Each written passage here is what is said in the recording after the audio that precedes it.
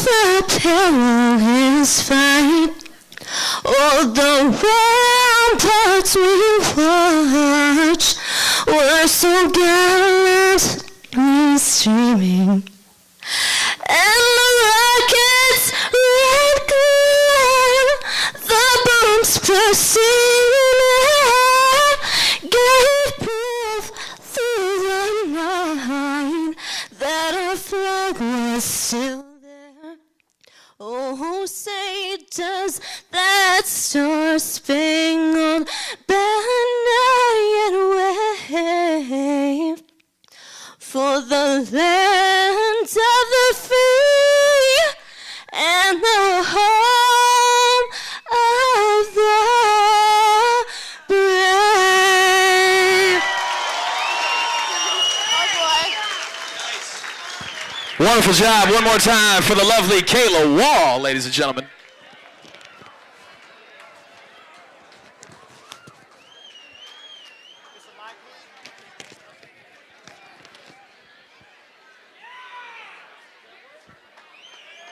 I'd like to acknowledge a couple of great legendary members of our mixed martial arts community in the house here tonight. Big shout out to Al Lowe, also professional boxer, Miss Kara Rowe.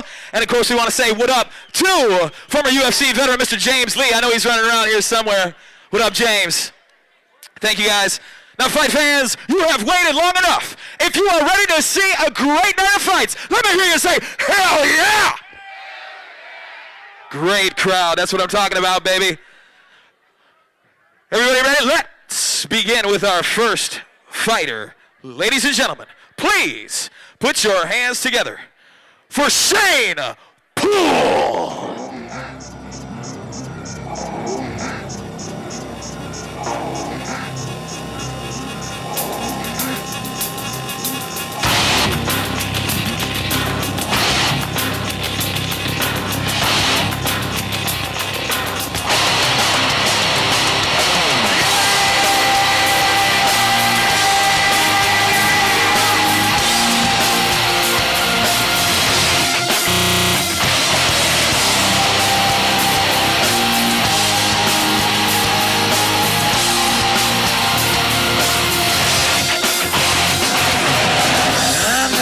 Darkness means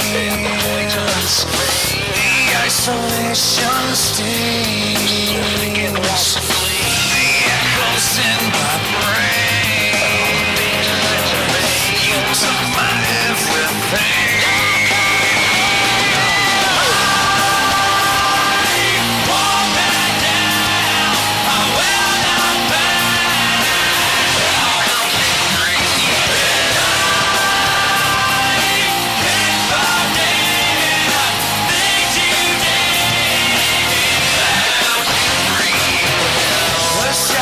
That you see are memories of me. The truth behind your eyes, your darkest little lie. Walk that down, I will not back. How come we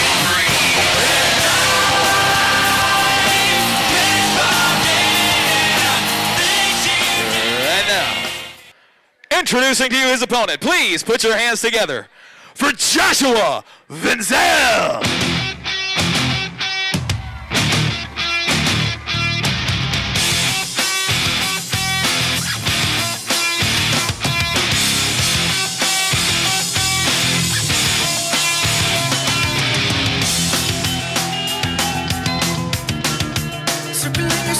Circling your head, contemplating everything you ever said.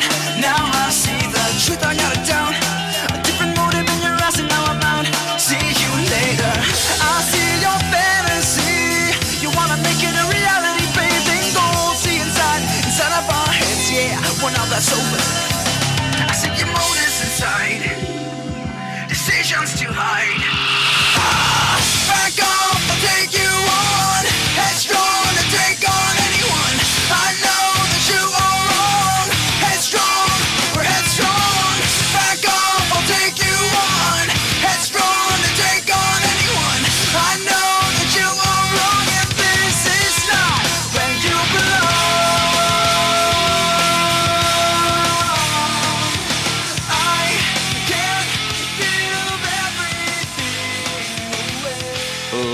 Ladies and gentlemen, it is now time for your Warrior Extreme Cage Fighting's formal introductions.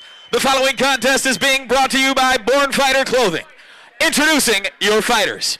First, fighter standing to my left. Tonight, he is out of the blue corner, wearing the white trunks, trimmed in black and red.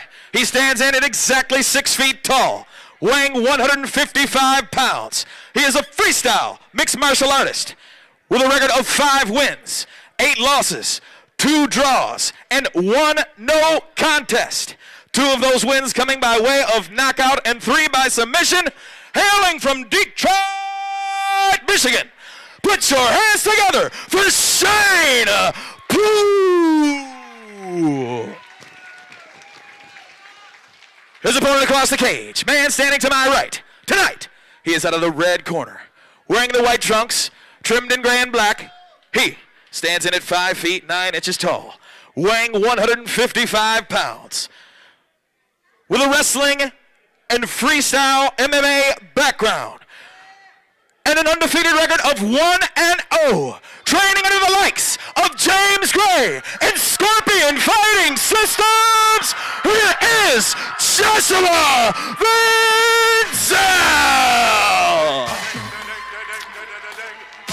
Say hello to Erica as she makes her way around the cage. What's up, baby girl?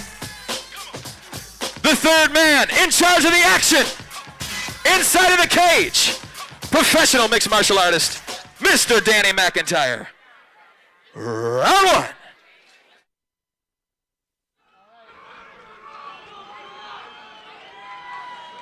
We're about to have our first fight of the night, and these guys are eager, man. So far, testing out the reach a little bit. I have a feeling this is where Shane does not want to be with the Scorpion Fighting Systems guy. Yeah. Again, you know, he might not have as much experience in the cage, but he's got an awful lot of experience in the gym. Absolutely, absolutely. And that's showing up right here. This is already early trouble for Shane. Oh, wow. That was the knee to the rib cage. Wow. That was very nice. Very nice. Wow, that was pretty intense right there. That was. Hope Shane is all right. I think that when the fight hit the ground, it just seemed like he didn't really know where to go. He looked lost in space right there. He's happy to be done, I can tell you that. That last knee was flush and hard. After a couple of knees like that, I think I might be happy to be done too. Sorry guys, number 2. Medical staff is in there checking on Shane Poole. I got to say, one of the things I really like about WXC is bringing professional people to make sure the fighters are right. In the back, you have a real doctor making sure everybody's ready to fight. Real EMTs here making sure these guys are safe and sound all the way through. 100%. That's always expected at WXC. Always expect the best at WXC. Great sportsmanship all the way around between both these fighters. Shane Poole, This match comes to a screeching halt at 30 seconds into the very first round for your winner by tap due to strikes, Josh Vinzel!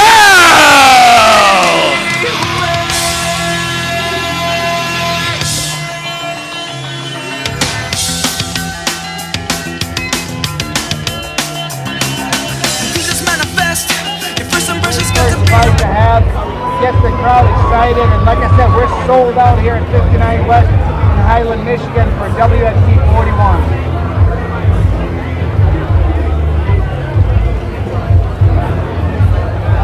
We have yet to see any of the fancy jiu-jitsu out of James Gray's teaching. Sure, we will see some before the night is over. I can guarantee that, Harley. I can guarantee that. That is a bad man, Shane Poole.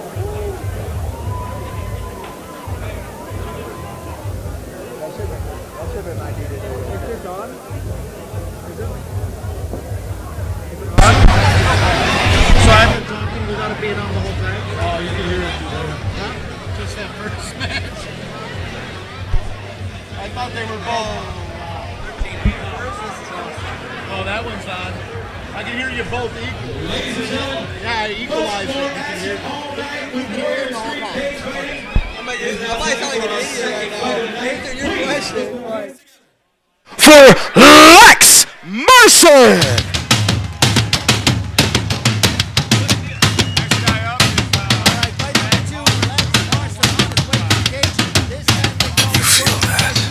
First, so here we're looking at a guy 5'3" at 124 pounds.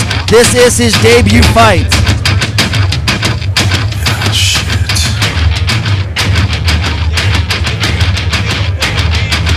Listing his fighting styles as karate and army combatives. This could get interesting, Groove. Very, very. Usually it's not something that you see a whole lot of in the cage, but you know, maybe you've modified it and made it work. You look at somebody like Machida, he sure made karate work, didn't he? Absolutely. One of the best strikers in the world. I mean, phenomenal way that man sets up angles. So I'm very interested in these gentlemen fight. It's got to be one of the slowest entries.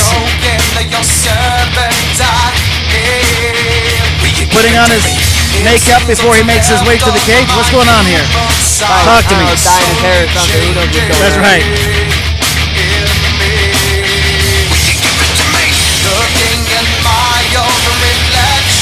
I think we're gonna have to get another call. It could be that because the last fight was also Scorpion. These coaches now have to rotate, get in place for the next guy coming out every single time. So that could be a little bit of the complication of getting them out here. I can only imagine how tough this is on James and Tim. Yeah. Getting all the fighters ready, wrapped up. You know, it gotta be a mess back there. Yeah, I'm usually a wreck with 3 or 4 guys fighting, and these guys have 14, 15 guys going tonight. That's got to be pretty intense night. Absolutely. Here we go.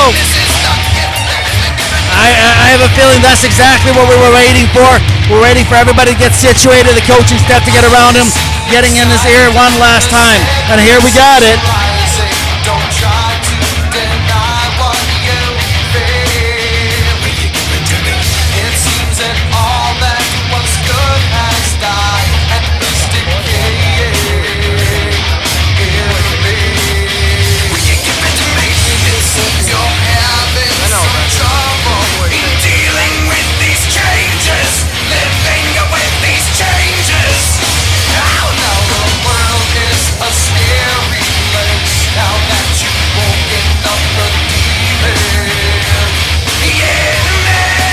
First fight for this guy is one of them things people don't realize.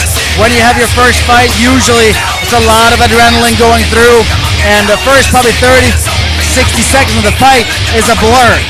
Oh, absolutely. Nothing to prepare you for your first fight. I mean, all the training in the world would not prepare you for that first, like that 60 seconds. When that cage door shuts, it's a whole different world. Absolutely. And now, introducing to you his opponent. Before we do, I've been informed by our matchmaker that this gentleman is making his mixed martial arts debut, trying to check something off of his bucket list. He had to step in the cage before he went down. Please put your hands together for Dane Hawk! Turn my feet up, turn my feet up, turn my feet up, turn my feet up, turn my feet up, turn my feet up, turn my feet up, turn my feet up, turn my feet up. Yeah, we can do anything. Hey, Hayden, I'm fighting at 155 or 170, so we're talking about a whole lot of length for a weight class, and you know, Lex being shorter, definitely stockier, fuller. It's going to be an interesting matchup. I haven't seen 125 on the scale in years. I can't even tell you the last time I seen it. I know. Middle school.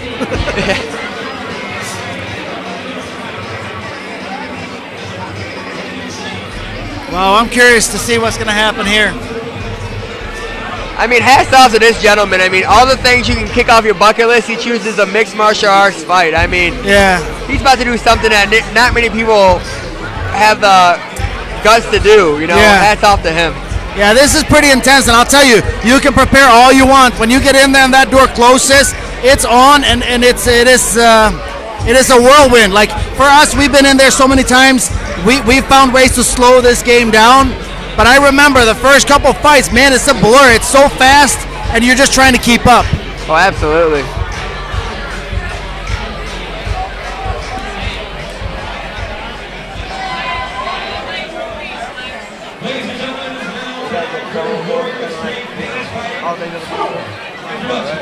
The following contest is being brought to you by Creative Universe.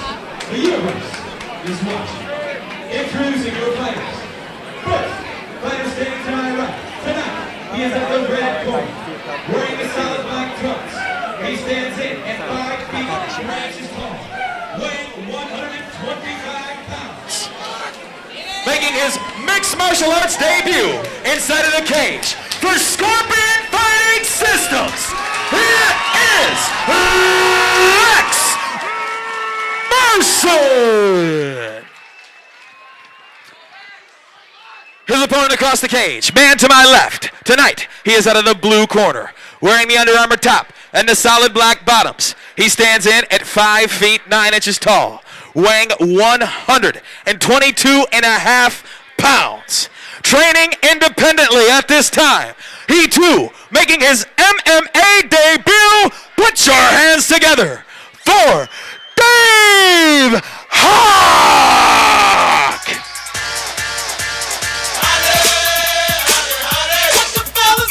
Say what up to our homegirl, Erica.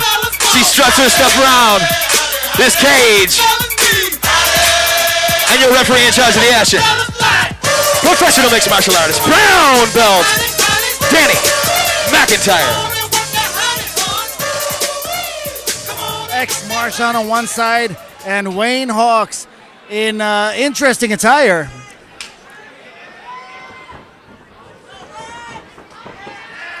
Landed a few shots. He's in for the kill right now. Yeah, he landed a few shots, but now he's in a lot of trouble. If I was Wayne, I'd wrap him up right now. Maybe grab a leg or something. Yeah. Nice shuck by Lex. Dude, that guy's tough, though. He's still in there. He's still trying to protect himself. Whoa.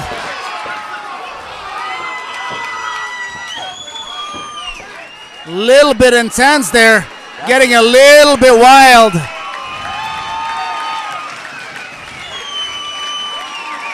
You know what? I know it's the first fight, and I know he's got a lot of adrenaline, but, you know, you got to stay sportsman. One of these days, you're going to be the one laying on the ground, and that's not how you want someone to be acting when you're down. So, you know, take the opportunity to remember this next time you fight, because this, I can tell you as a fighter, these are the things that we used to keep track of, and we would find, like, and obviously, you know, Hawk doesn't have a team or anything like that, but these were the things that we'd keep track of, and we'd make sure we'd get back that one. You know what I mean? Definitely. You know, I love those guys. Scorpion Fight Team is great, but I'll tell you this, that you just can't do that. It is mixed martial arts. Martial arts still a part of this. Just gotta act like one.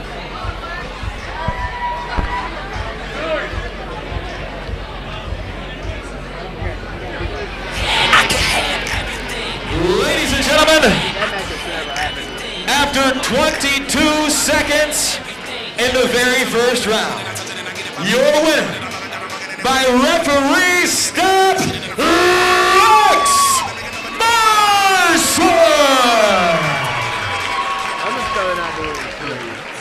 Yeah, Lex Marshawn definitely looked good, man. We want to thank Mr. Hawk for stepping in. He was definitely the most more prepared fighter for this fight tonight. Yeah, for an 0-0 fighter, he looked very, very good.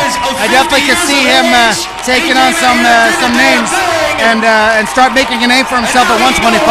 I would definitely keep my eye open for Lex. Hey, we all got a bucket list too. There's some things that you just want to do out there, you know. Takes a lot of courage to step inside this cage. Hats off to both of those gentlemen, beating and banging between the steel walls with Warrior Extreme. Again, we're happy to have everybody who's tuned in with us on WatchWxc.com. Checking us out all across the world on the interwebs. I'm a pro fighter. We're happy to have you. Thanks for hanging out. Again, photography by Kelly. You can check out all of the photos from tonight's action at Wxc Photos on Facebook. Make sure that you find them. Tag yourself, tag your friends, tell them what a good time you had tonight here at 59 West. You guys ready for another fight? Make some noise! Well, we got them coming. Please put your hands together for our first fighter. It's as hard as a pro fighter. McClack Cole!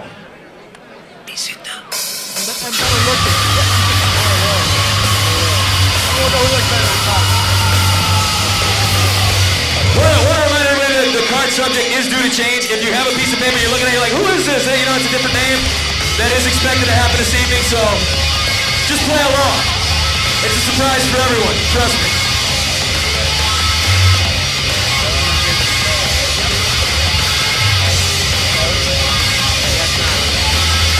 You better hold it. All right.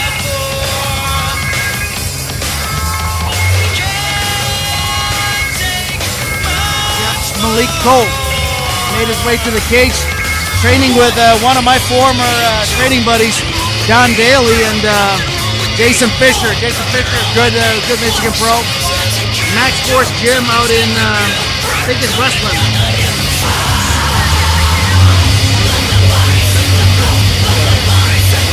Canton Westland, something like that. This is a debut fighter, 170 pounds, 5'10". It looks pretty stacked. Looks taller than 5'10".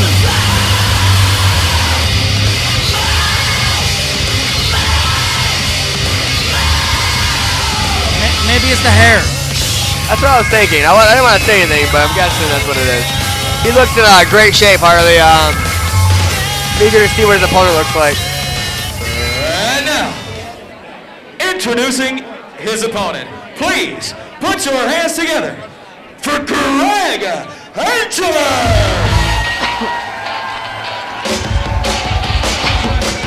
Greg's fight name is Anger. That's pretty cool. Again, another fighter out of Scorpion Fighting Systems, and I'm going to keep repeating myself all night. I've yet to see a Scorpion Fighting System fighter show up and not be prepared. That's absolutely correct. He has his fighting style listed as a brawler, so I'm interested to see how this works. I have a hard time believing that. It's a very technical gym. Definitely, I think a little mind games going on right now. Maybe it's a technical brawler. Greg's definitely got some guys supporting him here. You could hear them chanting as he was coming in. Wrestling and jiu-jitsu? Maybe that's why his hands is a brawling style. Could be. Definitely eager to see it.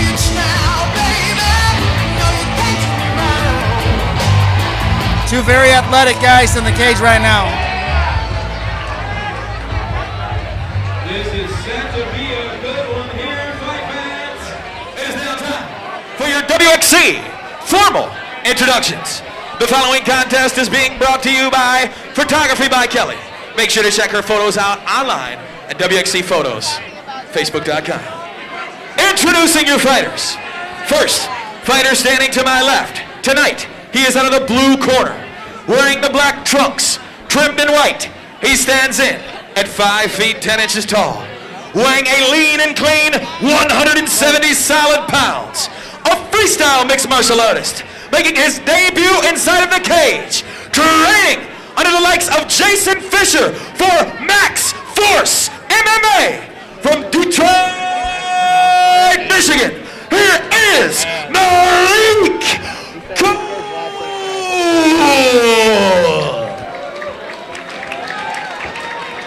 His opponent across the cage, man standing to my right. Tonight, he is out of the red corner.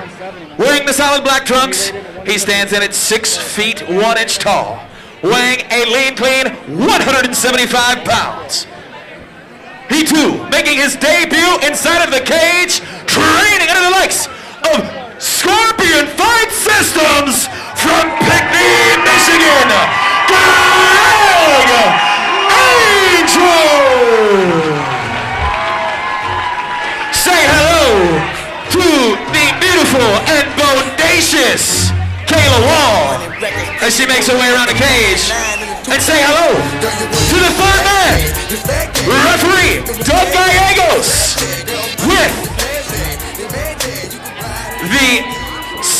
cam glasses.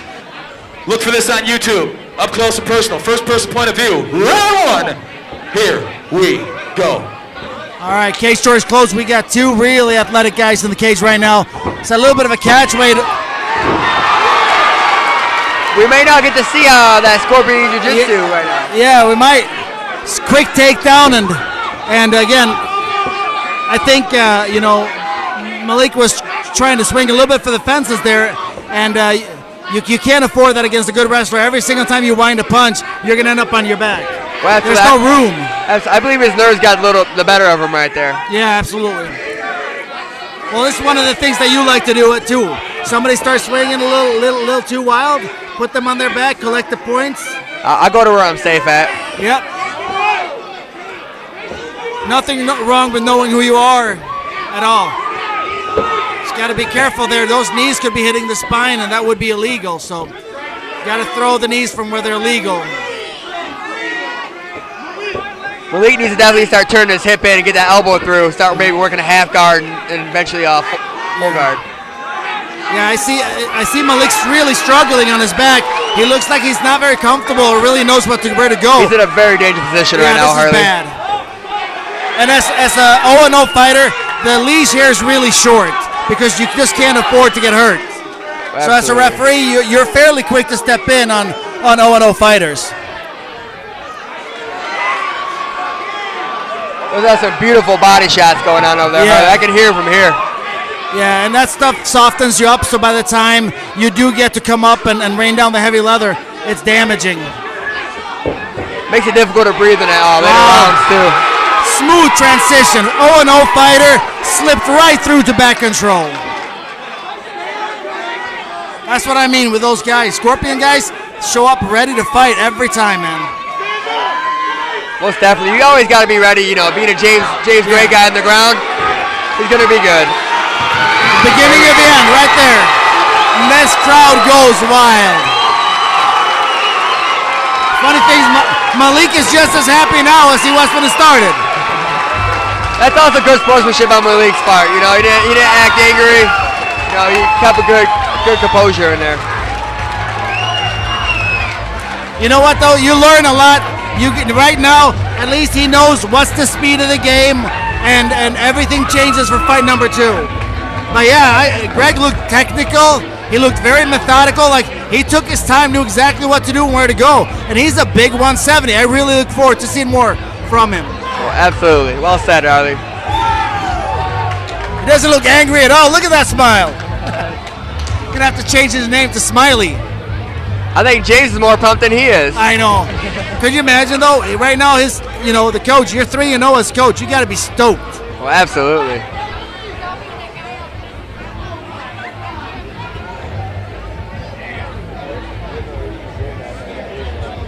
Ladies and gentlemen, this match stops at 2 minutes and 2 seconds into the first round for your winner by way of rear naked choke, Greg Angel.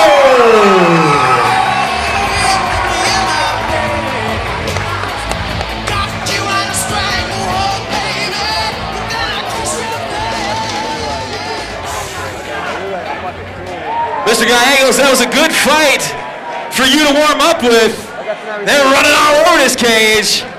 And I'd also like to shed some light and let those that are keeping score know the boys at SFS are 3-0 right here tonight. I think they're in the house. I'm just saying, I think they're in the house, all right? Much more action all night long with Warrior Extreme Cage Fighting. You're a fantastic crowd. Thank you so much for your support, the shout-outs, the screams. We are very happy to have you here at 59 West in Highland, Michigan. Let's get ready to rock and roll into fight number 4 of the evening, ladies and gentlemen.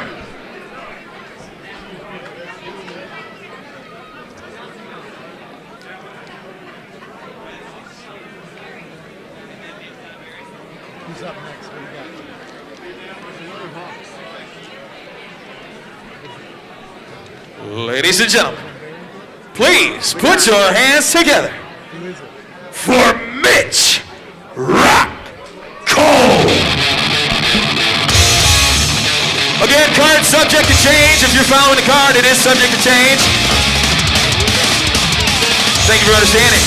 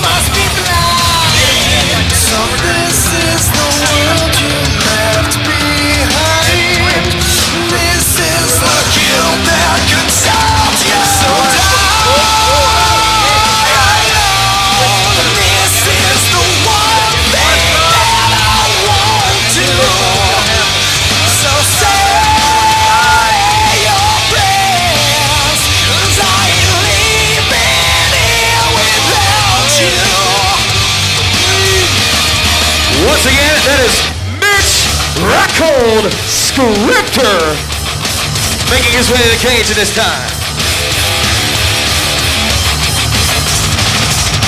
Can't rob me with money, can't shower me with shame.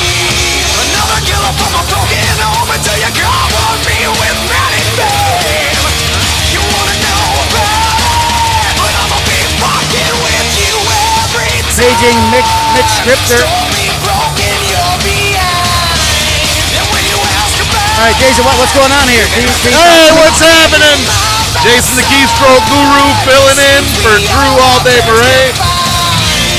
We got Mitch Scripter on the way to the cage, finally making his way. Walking in with our main event dish to the cage tonight. Yeah, I seen James Lee in the building today too. That's good. I always like hanging out with him. He's a good fighter too. He's a good cat. He's a cool cat. Yeah, I always think about like when I get together with him and Don, like we've been around this game for like a million years. Yeah. I remember, you know, it was him and me, Brendan, John, Richard. There's like 5 gyms in Michigan. That's it. And now there's 5 gyms on every block.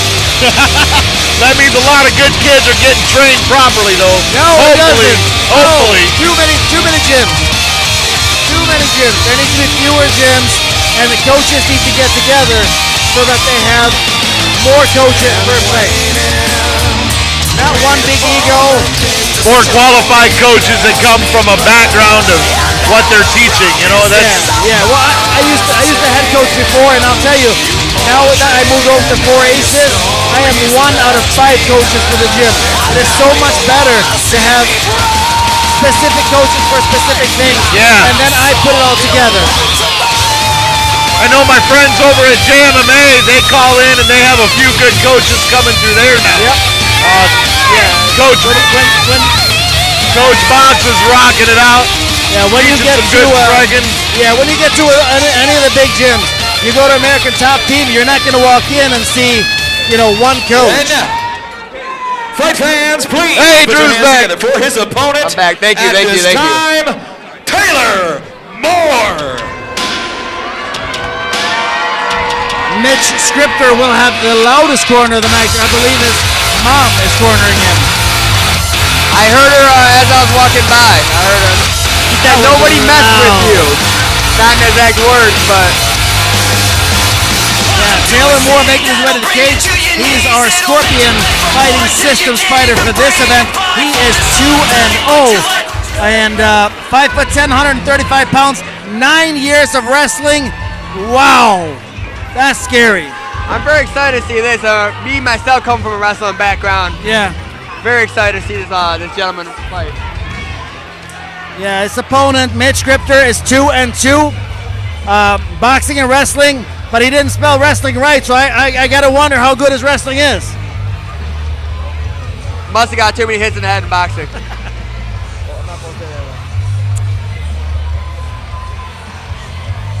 Definitely ready to rumble, though. He's been in the cage 4 times at this point, and yeah.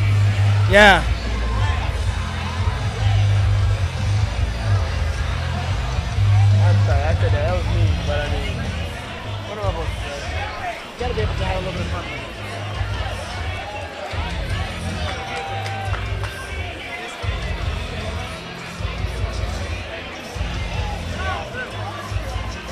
Getting their final fight instructions from Doug Gallegos. It's another thing I really dig, but here we go with our official introductions. I'd like to call matchmaker Mike Pettinelli forward before we continue. Go ahead, Javi, you can go ahead and let the music play.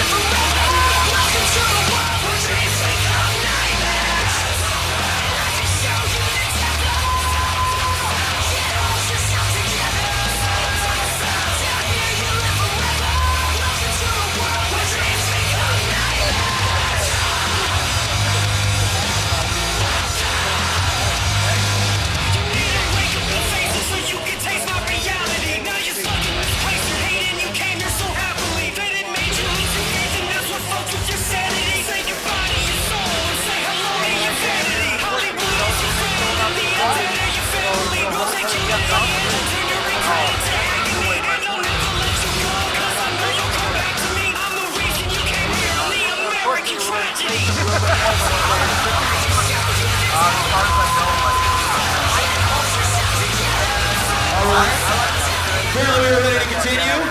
I'd like to thank the lovely lady and gentleman over here who had informed me of the appropriate fighter who's in here before I call him the wrong name. This guy over here. Okay. Ladies and gentlemen, it is now time for your WXC formal introductions. The following contest is being brought to you by Amateur Combat Sports, proudly broadcasting tonight live on the World Wide Web via ACS.TV. Boom. Introducing your fighters. First, fighter standing to my left. Tonight, he is out of the blue corner, wearing the Venom trunks. He stands in at 5 feet 11 inches tall, with a background in boxing and wrestling.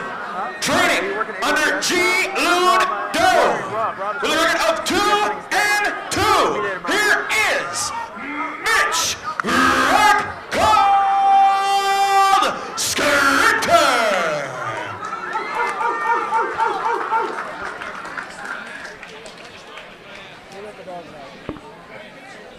And now, introducing to you his opponent, hailing out of the red corner, he too in the Venom trunks, standing in at 5 feet 8 inches tall, weighing 125 pounds, making his debut inside of the cage.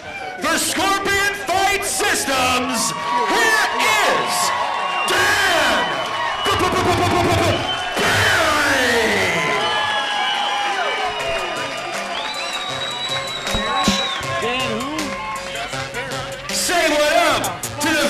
fancy Miss Nancy. She makes her way around the cage.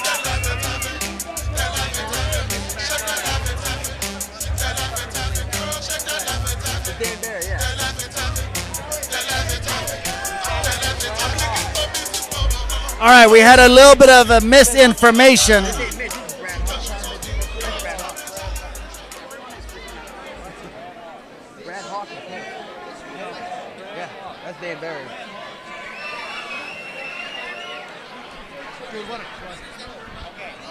We don't know who these people are. Yeah. This is Brad Hawks. 100%. Okay. I know that now, but wish we knew that about 5 minutes ago. All right, so yeah, we've been completely introducing the wrong guys here because we have Brad Hawks in the nice head kick right there. That's Dan Barry, and Dan Barry is a beast, man. Dan Barry's actually an Arnold Classic grappling champion, so That was some aerial kickboxing. He looks like he doesn't want to take it. I believe he let go of that rear naked choke, Harley. Yeah, I think he's going to stand back up, or he's going to enjoy himself a little bit longer. He wants to go for a fancier sub.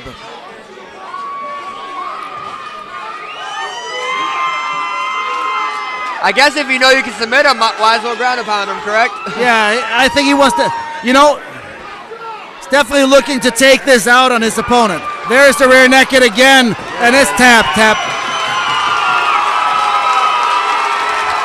There we go.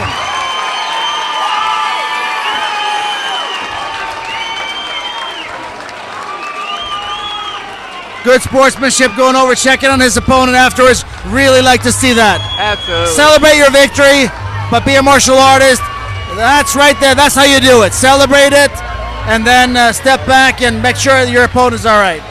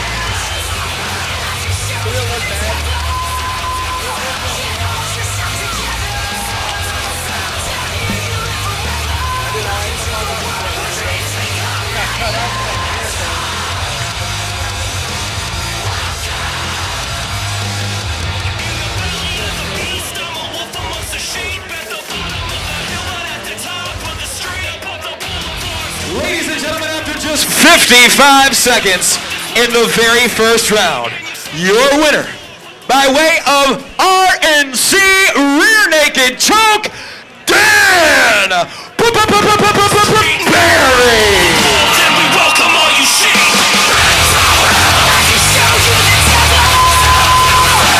Dan Barry definitely looks really good, but I would have to say, they got to find him tougher opponents. He looks sharp, man. He's a 2-0 guy now, 3-0.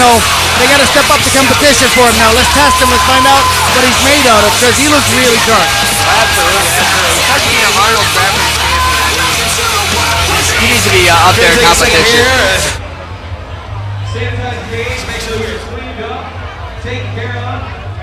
Don't forget that you can log on to WXCLive.com and stay up to date with everything amateur mixed martial arts related. Where Extreme Cage Fighting has been proudly providing. You don't have that angle in? And entertainment. All right, we're cleaning up the cage from some of the blood, but definitely,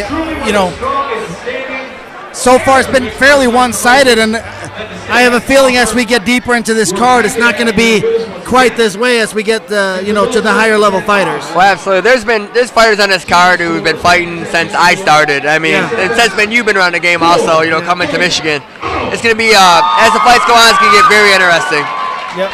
Now you may have heard the classic cliche term, don't shoot the messenger. I'm only reading off of what I am handed, because that's all I'm capable of doing. So, just to forewarn you, Fighters weren't even out there at the time. These same fighters' names that you had heard just a moment ago. Let's have some fun.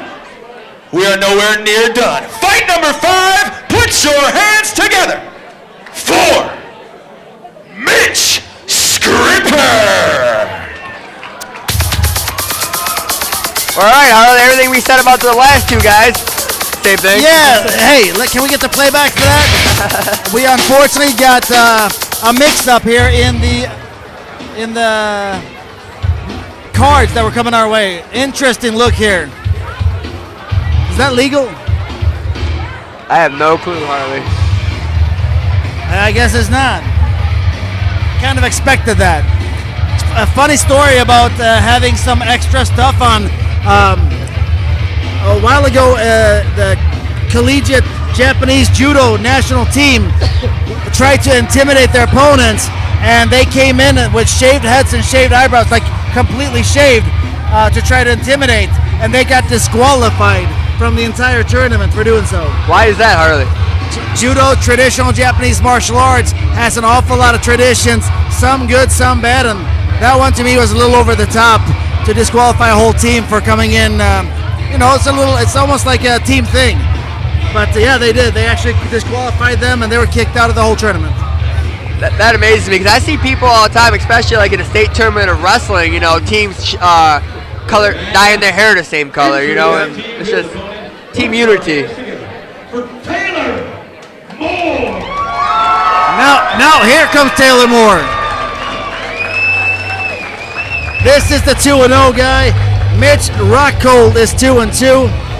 These guys about the same height, 135ers, both of them. Tall 135ers. It's always a tricky thing when it comes to figuring out what weight class you should be in. A 135er at that reach can do some really, really good technical stuff by maintaining a good jab and a nice straight cross and dictating the distance. But on the other hand, they're so breakable. Well, absolutely, but look at a fighter like Dominic Cruz, the UFC 135-pound champion. He's very tall for his weight class, very mobile. I mean, he uses his length in his wrestling to great advantages when he fights.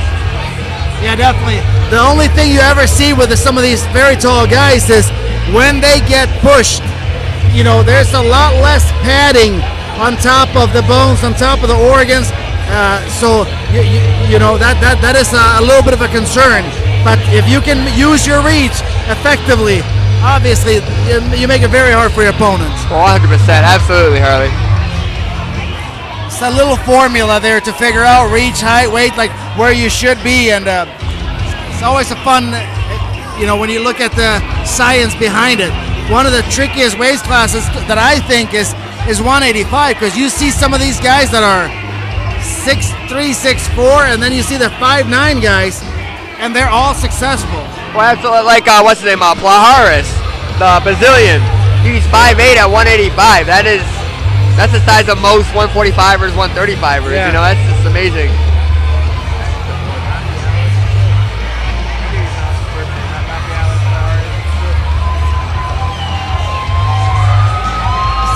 Another long entrance here.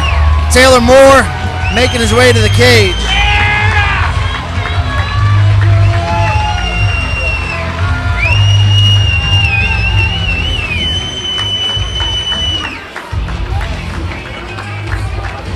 Every time a Scorpion fighter steps in, every time you see this, the whole crowd goes crazy.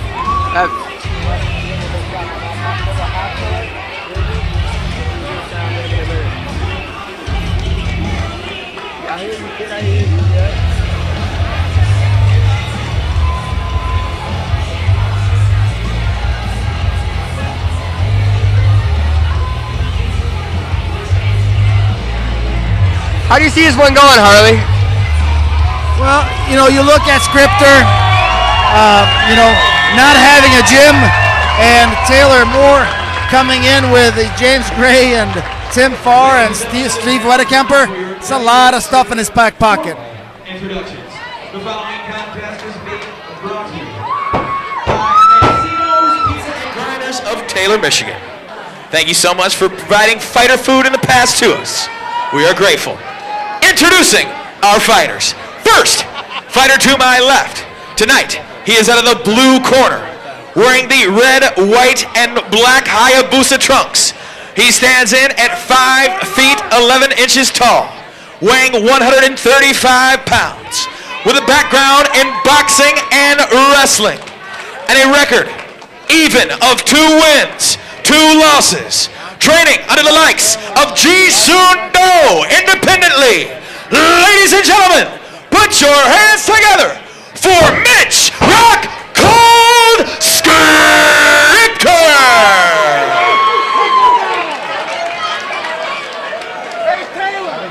His opponent across the cage, man standing to my right. Tonight, he is out of the red corner, wearing the black trunks, trimmed in blue and white. He stands in at 5 feet 10 inches tall. He too, weighing 135 pounds, with a background in wrestling. and an undefeated record of 2 wins, no losses, 1 by way of submission, 1 by knockout, to ring a new Scorpion Fight Systems. Here is Taylor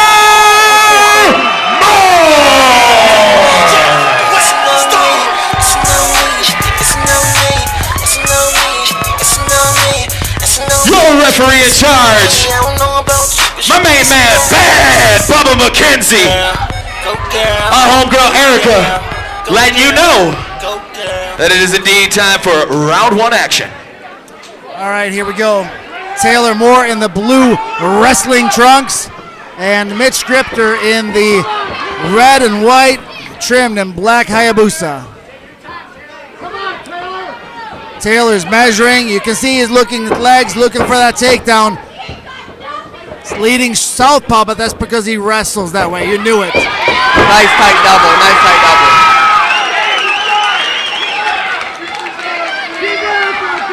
And coming from such a good jiu-jitsu gym, you know that he's seen most of these submissions. He's not going to be surprised by a whole lot, I'm sure. Absolutely not. If I was Taylor, I would get his opponent's back against the cage and work for a pass from there. That's all she wrote.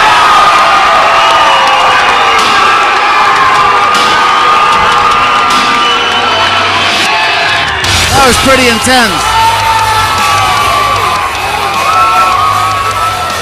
Taylor Moore making short work out of Mitch Scripter. Taylor Moore had bad intentions behind all those punches. Yeah, I mean, and not just that, but like the blessing of being such a strong wrestler at that length. We definitely are going to be looking out for him at 135. That's for sure. 100%.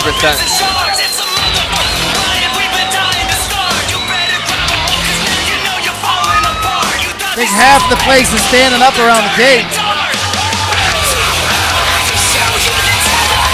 Imagine if he lost. They'd probably be inside the cage. There could be a riot.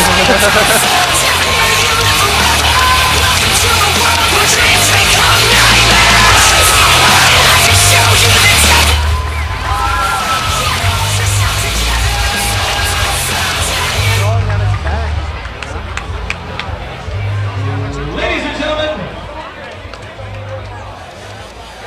This match comes to a stop at just 41 seconds into the first round for your winner by way of a referee stop.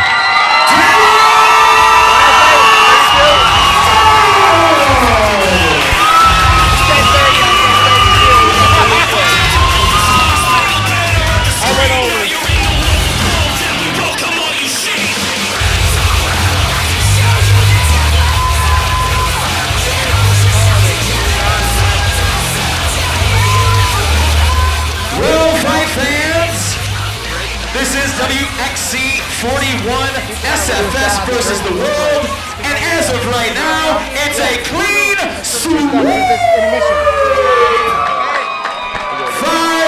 they are indeed against the world tonight. Chugging and lugging right along. At this time, I'm being told that we're going to take a 8 to 10 minute intermission and be back with some more fights. So we will see you shortly. Back here tonight. Are we back on? Good to go. You can't get him to stop talking. He loves talking. Hey, it's the ruckus. He calls it the ruckus when he's in here. The ruckus. So what do you think so far about the fights, Harley? So far, very intense. The Scorpion guys are looking really, really sharp. I would like to see them with a little tougher opponents, though. 100%. I mean, it's very, very one-sided so far.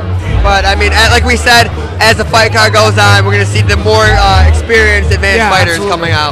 Yeah, no, and you know, there's nothing wrong. You know, looking at the tail of the tapes, they're really not mismatches. O&Os are fighting O&Os. It's just the Scorpion guys are way more prepared. Absolutely. That's what happens when you come from a credible gym, like, you know, Scorpion Fight Systems. Absolutely. You're going to have. I believe you have a shout out here. I do. I'd like to give a big shout out to Mark Hosmiller, Jersey. Everybody, you know him. He's a great guy, great person. Everybody, please play for the families of like the people who got hurt from Hurricane Sandy.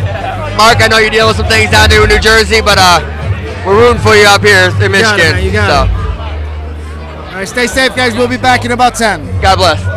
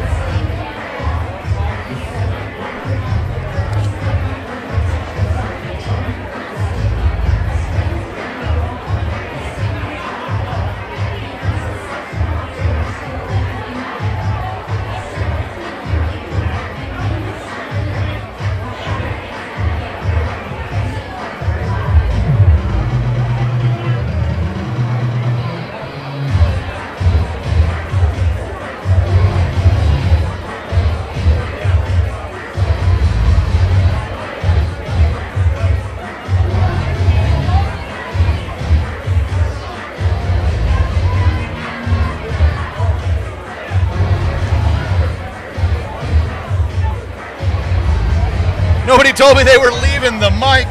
That's all right. We will be back in probably about 5 minutes. Enjoy this promo. Wait, my kid's got scarlet fever, they say. Strategic strike. You hear that? Serious. Fight fans, I'm ready for more pay-per-view action from Wxc Live. But guess what? November 9th, Wxc is in Highland, Michigan. Wxc 41 Strategic Strike. 41 Strategic Strike. As your main event, Josh Frazier challenges John Kish for the WXC Cruiserweight Championship belt. Also that night, for the co-main event, you'll have Tracy Emmerich, the WXC interim flyweight ladies champion. She'll be facing the champion, Bobby Cooper. Remember, you can pre-order now at watchwxc.com. You can get your tickets now at wxclive.com.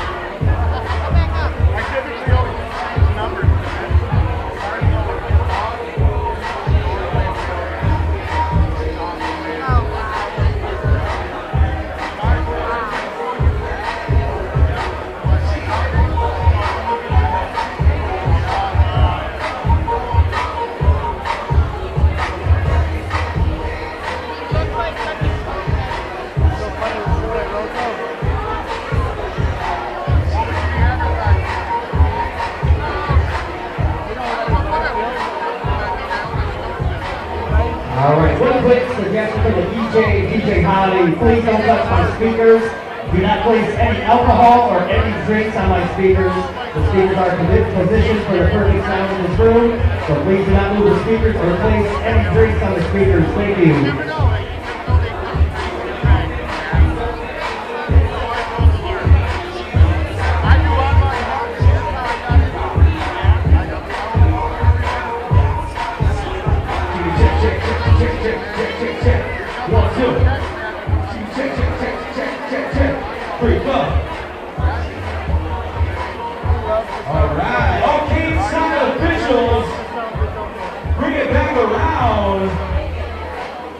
the steel walls. We get ready for our second big batch of WXC fights tonight. So far, so good. We're happy to be here at 59 West in Highland, Michigan, hanging out underneath the glowing chandeliers as we close out another year with Warrior Extreme Cage Fighting, proudly putting together the best in amateur mixed martial arts over the course of the past 4 years. It will be 4 years for this promotion in January. Says a lot to stay true to the game, to throw a show once a month, put it all together, the drop of a feather. We do it! We are WXC, and we are MMA. I'd like to thank our color commentators this evening, both professional mixed martial artists. Of course, I'm talking about Harley the Sweet Wallen, recently married. Give it up for Harley, y'all! One time! Hosted several gigs himself, traveled all across the country. And also his partner in crime on the MIC.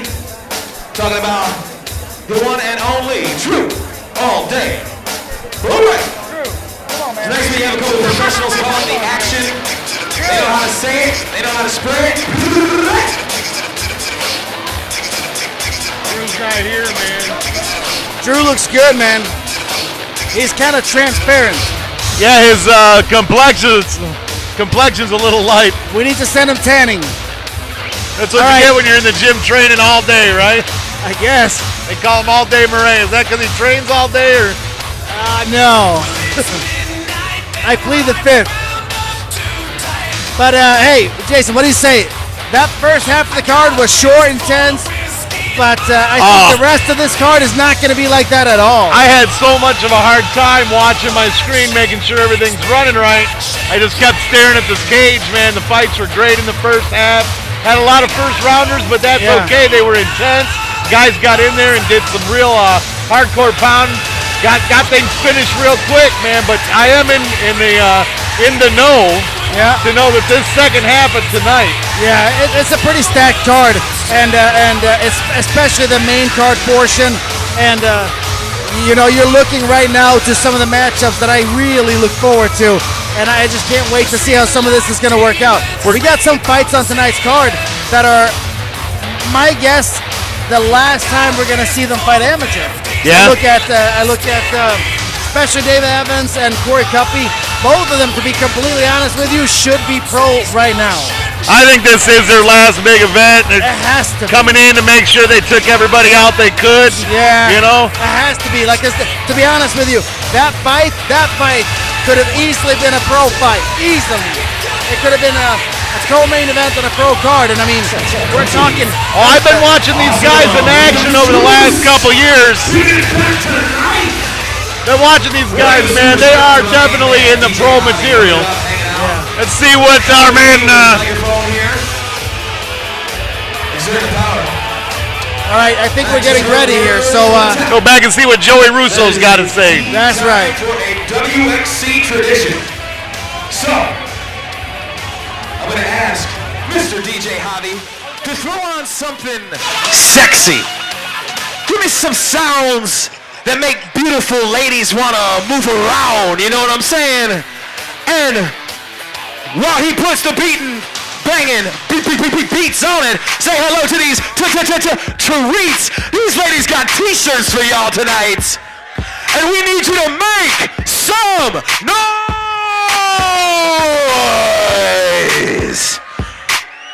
It's a classic WXC tradition.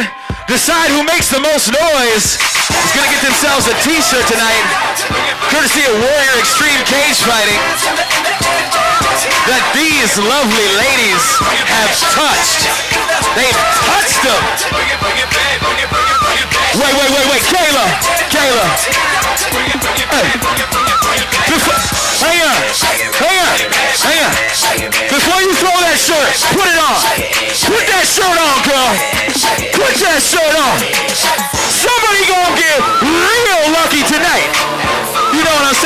smells good. Where they at? Where they at? Make some noise, y'all.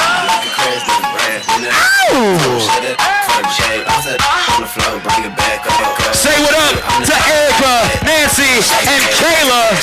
Kicking back, rocking with y'all.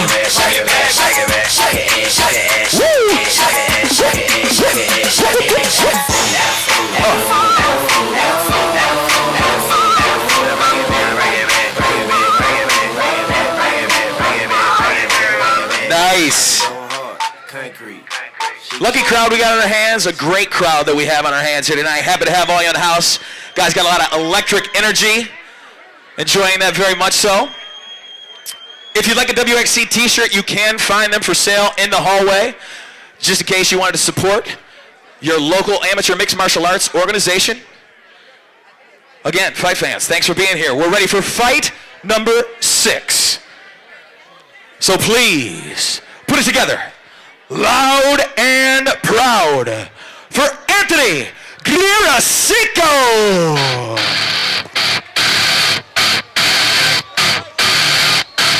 Keep holding on when my brain's ticking like a bomb. Gets the black dog to come again to get me. Losses. And again, coming from Max Force, training with Jason Fisher and Don Daly. I'm kind of familiar with the Max Force guys. They kind of cross-train with us at times. All these guys have great heart, though. So yeah, I'll tell you a funny story. When I first moved here from Sweden, I started training with Don Daly back at Warrior Way in like 2000. We were getting ready to fight at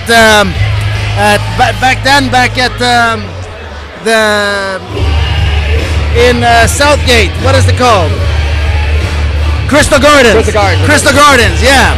And back then, you know, it was all pro. There was no amateur and whatever. And I was like, I'm done. I'm not gonna fight anymore because my fights were, you know, before that. And then I got sucked into doing it again, and I prepared all my way to get to that last fight. And then the UFC happened. That bloodbath happened. They stopped Michigan Pro MMA and kicked all of MMA out of Michigan for a little bit. And I never end up getting that fight. Pretty bummed out. Can you believe this guy lists fighting anywhere from 170 to 195? He's a big boy for 170 if he can get to that. I really would like to see him at the scale 170. Yeah, me too, because that's a big dude. Cause I was a decent sized 170 pounder, and he's way bigger than I was. Yeah.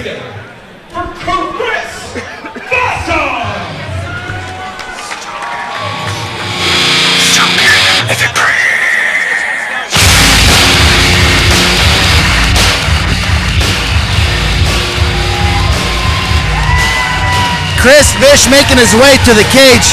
Scorpion fighting system and freestyle fighter training with James Gray and Tim Farr. He's 5 foot tall, or 5'10", and 200 even pounds. This is his debut fight tonight.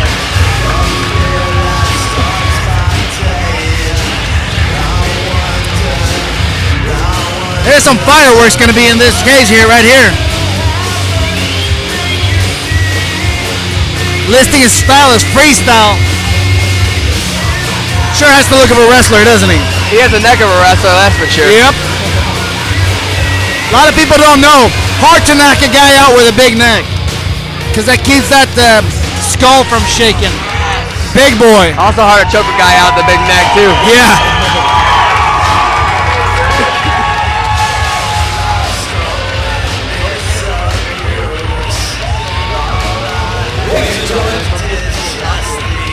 It is now time for your Warrior Extreme Cage Fighting formal introductions. The following contest is being brought to you by the great people here at 59 West in Highland, Michigan. We're happy to be here. Thanks for having us. Introducing your fighters. First, fighter to my left tonight. He is out of the blue corner, wearing the black trunks, trimmed in yellow. He stands in at 6 feet 2 inches tall. He's looking right at me. Weighing a lean 191 pounds. And training as a freestyle mixed martial artist under the likes of Don Daly for Max Force Gym.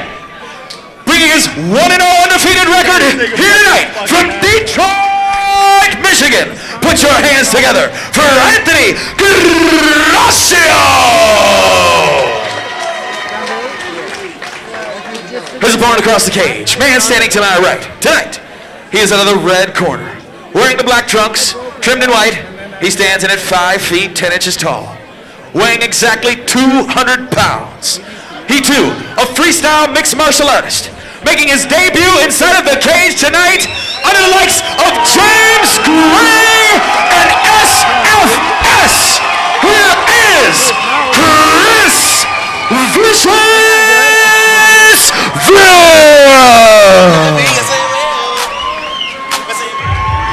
Say hello to the lovely Miss Kayla. Wow. As she works her way around the cage. And say hello to my main man, Bubba McKenzie inside the cage as our referee.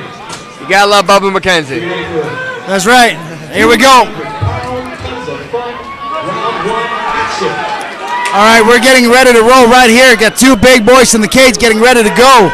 200 pounds. That means knockout power. All it takes with these guys is one shot. That's it. One shot. Christine's very loose right now. Yeah. Southpaw stance, looking really not a whole lot of head movement, so he's either a kickboxer or a wrestler. I do believe he's set up for a shot. Yeah, that's what it looks like. Nah, maybe not. Very hesitated. And both these guys are respecting each other's power, and that's probably not a bad thing. There's that shot.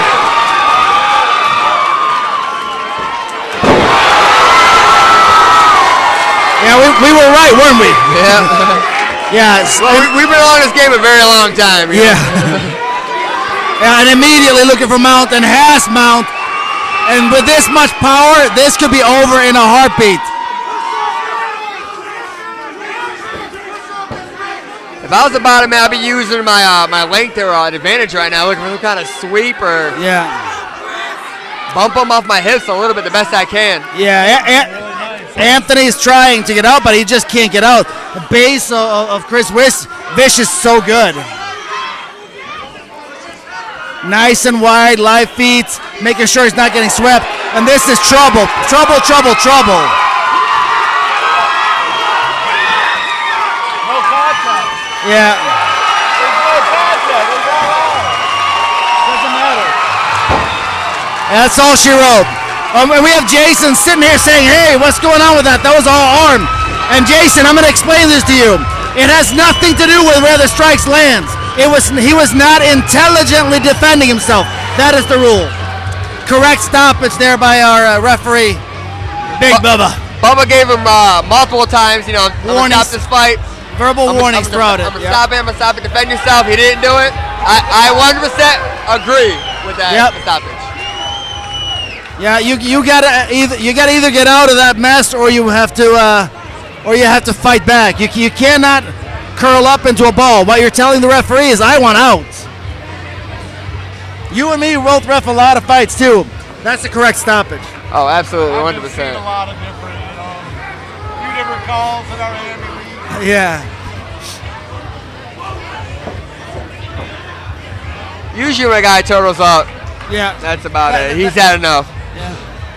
All right, here's our official extraduction.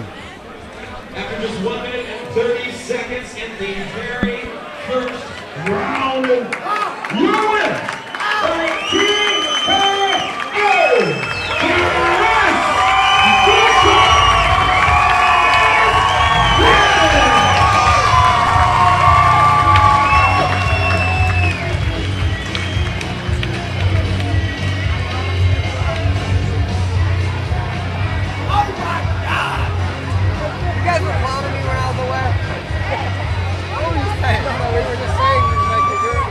by getting introduced, and you weren't here.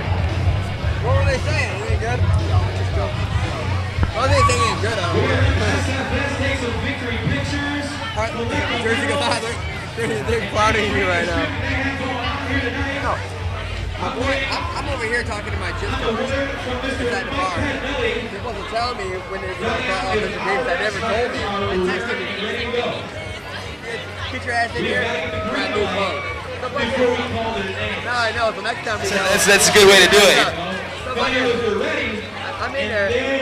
The two kids that come through, I'm like, wait, did they call me yet? Did they call all officials? No, but they're getting ready to start. So I go use the bathroom. They're like, oh, we're starting right now. I'm like, I thought you just said they didn't call all officials inside. They're like, We'll let you know. oh, no. Are we on? No. This fight ain't happening yet. Yeah, I think it is. No. I think Mike just said something about this. The fight's happening before this. He said that this one got moved to after that one instead of there. Okay. So that's what's I know he said something about this fight, so I just want to make sure. I didn't want to sound like a. I think we're gonna wait to find out until you know. Are we on? I don't know. He is getting a couple fighters ready, so while he is doing that, I'd like to take time and acknowledge some of our sponsors in the house here tonight.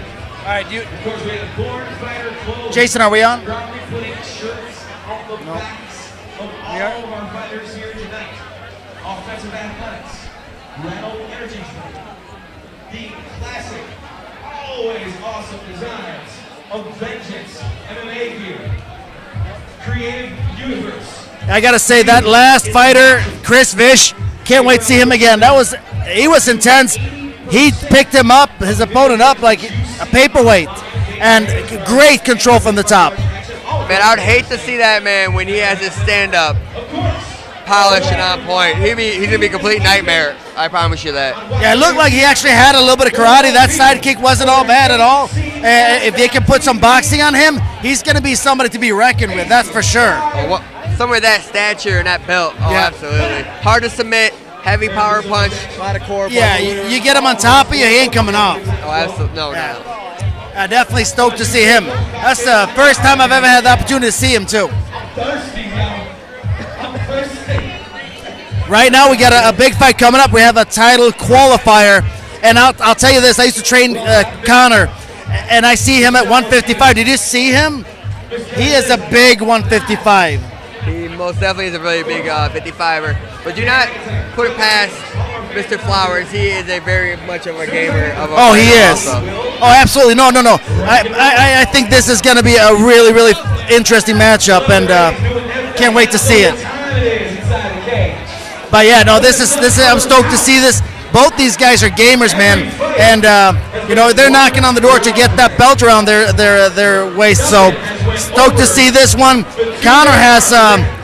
We tried to convince him to switch his karate stance for the longest time, and to be honest with you, I'm kind of happy that he never did, because it's really coming together as a good thing for him.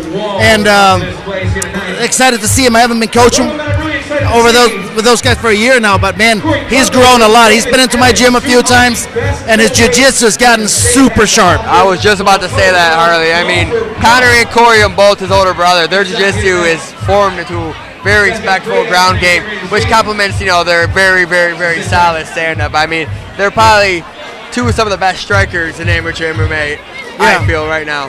Oh, I'd have to agree. And the thing is, because of their unorthodox high-level karate, they're hard to prepare for, because where do you find a world-class karate guy to spar with to simulate the opponent? You really can't. I mean, unless you have, a world-class karate guy. Yeah, no, I'm stoked. I'm really excited to see this. And Marjan, we've seen him so many times in the cage. Coming in with an 8-2 record, 5'8", beefcake at 155 as well. Like this should be one heck of a fight. Absolutely. But I mean, I'm gonna give this edge to Connor in this fight. I mean, I agree. Being having a way more MMA advantage as an experience, and also the karate background, and this is my opinion. I mean, yeah. And what I really like about Connor is he's traveling with his training. He trains, at the gym in Clinton Township. Instead of Nama Karate, he's still there with his original guys. He comes in and sees me at 4 Aces, and he's out at Scorpion now 3 days a week. So, he's getting really, really sharp. Training with James for 3 days a week in jiu-jitsu is going to help out a lot. Mr. Marshawn Flowers.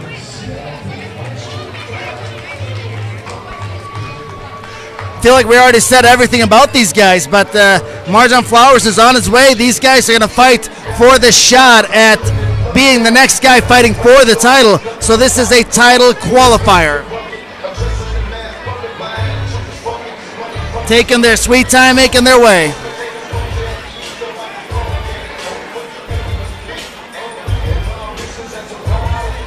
Thing with Marjan is he's a gamer and he's hard to finish, man.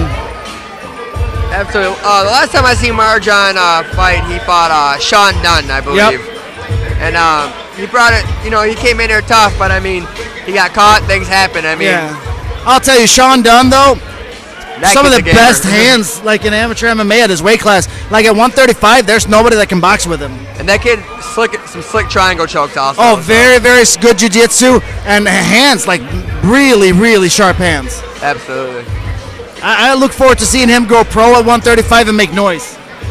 He's gonna.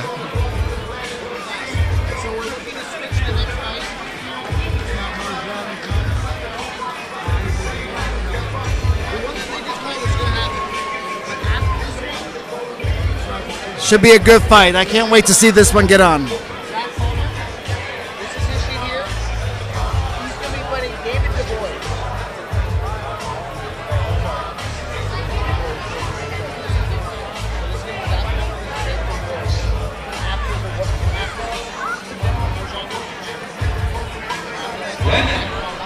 Introducing to you the opponent. Ladies and gentlemen, put your hands together. Cutter!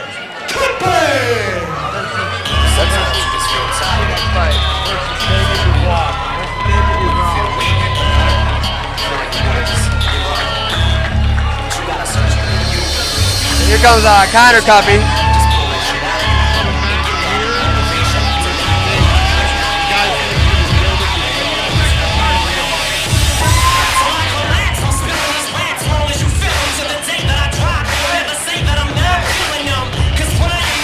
Kind of shocked, Howard. This isn't the usual music you see from Jackson Tan. Yeah, they're repping Scorpion Fight Team today, you know, because they're over there training for the most part now. So usually you get some Britney Spears or some fun like that. Something fun. Justin Bieber. Yeah, you know you're gonna see that when Corey comes out, though. I don't care. They're not gonna be able to put him in a box and give him a tough walkout song. Just not how he rolls. He doesn't act like a tough guy. That's just not Corey. That's right. Gotta love the Cuppy brothers, huh? Yeah, good sportsmen, good athletes, and like I said, watch for the kicks. Just interesting stand up, hard to simulate and get ready for, man. And Connor has gotten big. And I do believe Marjan's fought a lot at 145, so I believe he's coming up in a weight class. Yeah, I agree. From the looks of it, it seems like he's coming from a new fight team because I do believe he used to be part of Team Savage, and now he's listed under True Fighter Fight Team under Kelly True. Yep. Yeah, I saw it looked like a little bit of breakaway there with a few of those guys moving across to this True Fighter Fight Team. Look forward to seeing what they got and if they've improved his game plan at all. You got to go what works out for you, you know? Yeah, I was talking earlier. I got to say, you know, in all honesty, there are too many gyms. Too many gyms. What we need to do in Michigan, to be completely honest, is consolidate. Get more high-end coaching in one place and do what you guys did and what I've done by being here. And that is to be you know, around more coaching. I remember I used to head coach and coach a team, but here we go. Joey's got the floor. Warrior Extreme Cage Fighting. Formal introductions. The following contest is being brought to you by Rico Sounds. Check them out. Facebook.com/Rico Sounds. Some of the best music. Introducing your fighters. First, fighter to my left. Tonight, he is out of the blue corner, wearing the solid black trunks. He stands in at 5 feet 8 inches tall, weighing 155 pounds. A freestyle mixed martial artist with an impressive record of 8 wins, only 2 losses. 5 of those wins coming to us by way of knockout. Training under the likes of Kelly True and Jerome Adler for True Fighter Fight winning team, here is Flint, Michigan's own Marjan the Gardener Flowers. Another thing I noticed is stopping on the street. His opponent across the cage, man standing to my right. Tonight, he is out of the red corner, wearing the all-white trunks. He stands at exactly 6 feet tall. He too, weighing 155 pounds. With a background in karate and jiu-jitsu. An impressive record of 15 wins, 8 losses. Training under the likes of James Gray and Corey Copley for Team SFS out of Clinton Township, Connor the Donkey Copley. Say what up to our home girl, Hottie herself, Miss Nancy Fancy Pantsy, as she prances around this cage here tonight. Your referee in charge of the action, the one and only Danny McIntyre. All right, title qualifier. Connor Cuppy in the white shorts, Marjan Flowers in the black trunks. Whoever wins gets to fight for the title. Absolutely, sir. And there's kind of that unorthodox style. Yeah, and I'll tell you, nasty side kicks, good hip throws, usually really, really good at off the back jiu-jitsu, super sharp as well. Obviously, he's going to be looking to get his guard back. Very nice way to capitalize by Marjan to close the gap and take the striking away. If I was Marjan, I would keep Connor as close to that cage as possible. Absolutely, you can't give him room. No space whatsoever. Yeah, and I'll tell you this too, from rolling with Connor when he's been in the last few times, James Grace has sharpened his jiu-jitsu a lot. He's got some really, really good arm bars and triangles, and you definitely want to hold him out of guard. If he gets his guard back, he's got tools, you know. And those strong arms, big 155er, you got to watch that. Oh, there is that side kick. How do you prepare for that? Better keep your hands up, Marjan. More of those coming, I'm sure. Already in the head of Marjan, who's staying way too far out. I feel Marjan needs to start working a little bit of angles, a little bit more aggressive. You know, Yeah. Do not sit back and let Connor pick him apart. Yeah, he's too far out. He's fighting on Corey or on Connor's distance, and you just can't do that. No. You know, Connor's too good out here. You got to close the gap. And I'll tell you this, Connor hits hard. I believe he should turn his fight to more of a brawl than more of a striking match. If that makes any sense.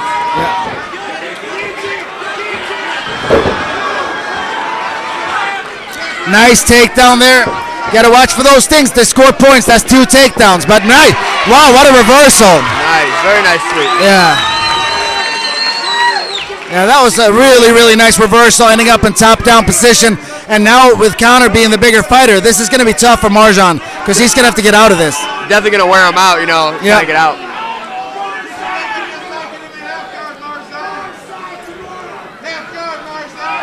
The corner's Marjan is telling him to get his half guard.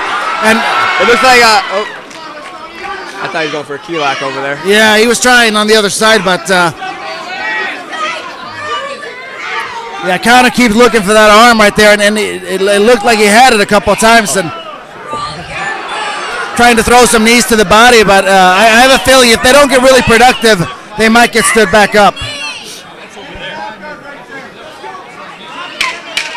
Short time here.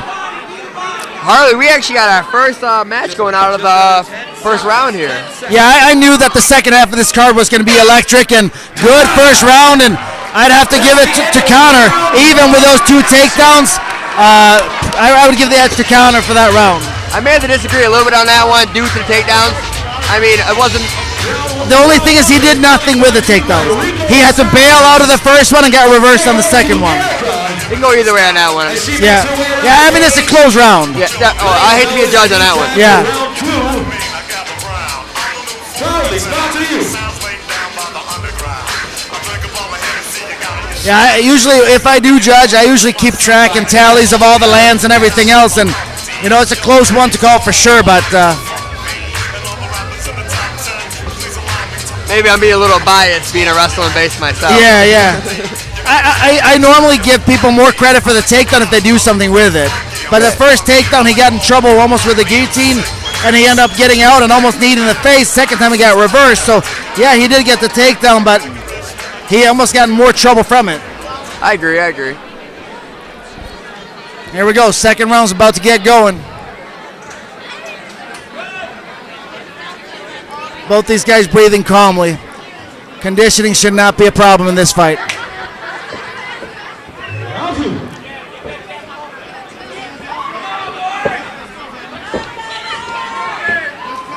Looks like Connor's looking for something. I'm not sure what it is he wants here. If I was Marjan right now, I'd be aiming for that front leg of Connor's. Yeah. I'd be taking out with those front snap kicks. I'd be taking those kicks out. Yeah, no, I mean, the thing to do with, what's worked so far is closing the gap hard, but he got hit. He got hit hard. Connor landed a big blow, and you can see Marjan grin. That was a hard shot, doing exactly what he's supposed to do. Getting to the cage, buying himself some time. He said, I'm fine.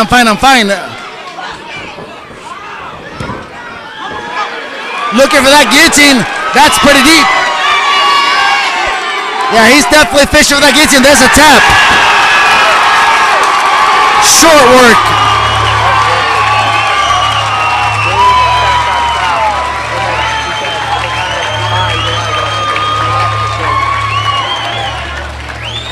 Yeah, little funky right there.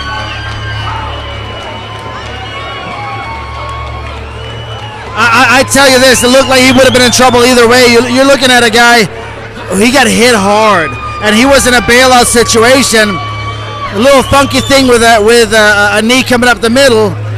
Looked like they stopped for just about a second, and then as they resumed, when Connor said, I'm fine, he also slipped in that throw. And yeah, a little funky, but man, it was a good fight though. Absolutely, very exciting for the fans.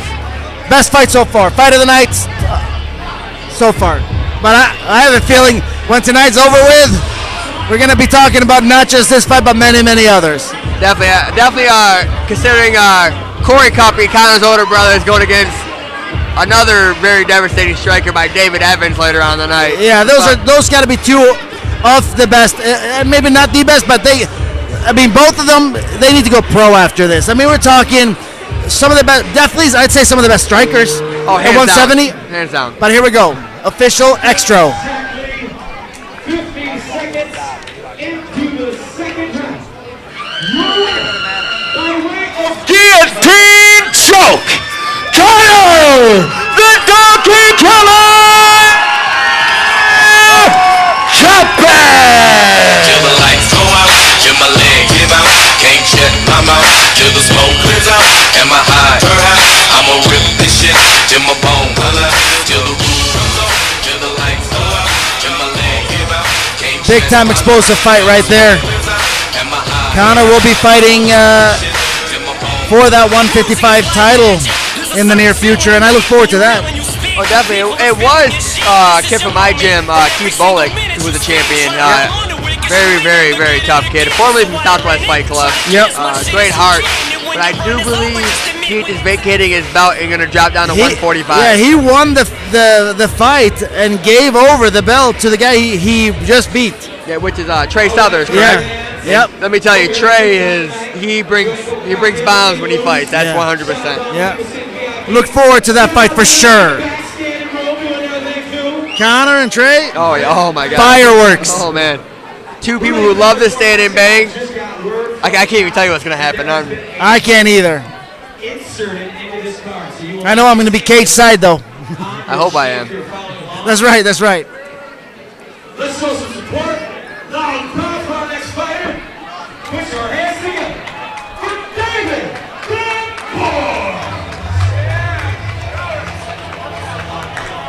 Dave DuBois, seen him at the last event, and he's ended up with his first loss.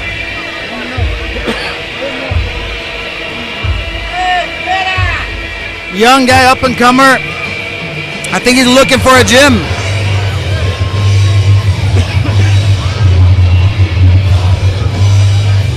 He's enjoying the walkout, that's for sure. Taking his time. Taking his moment of glory, huh?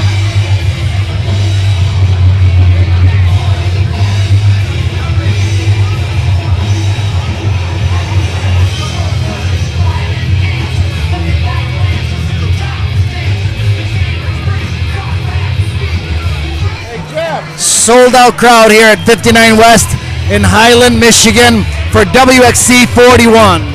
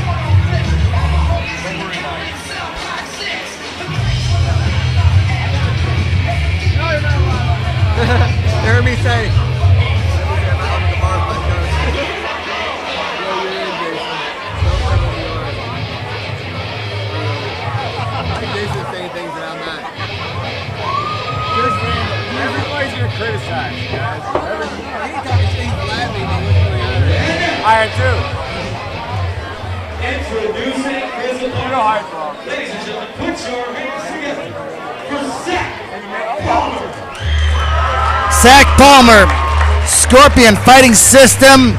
His fighting style is BJJ, and he's listed himself as a southpaw. So the question is always, when you're a grappler, is he a southpaw or is he fighting the way he wrestles? I'm actually a right-handed fighter, and I wrestle left-handed, which means nothing changes. Yeah. My shot's completely the same, which throws a lot of fighters off because a lot of fighters have to switch their feet to shoot. And I don't have to worry about that. Yeah, it's kind of funny actually. I have one of my fighters who was on the last WXC card, and he's a lefty and he wrestles lefty, obviously. So we put him in a southpaw stance, or wrestles righty. So we put him in a southpaw stance right off the bat. So his shots right from there. I think that's a mistake sometimes with some coaches.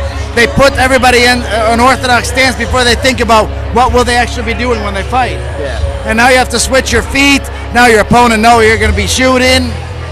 So much better if you can just shoot from where you're at. It's way easier to time that knee that way. I like his music. I got some Brantley Gilbert coming out tonight. Take It Outside, one of my favorite songs, personally.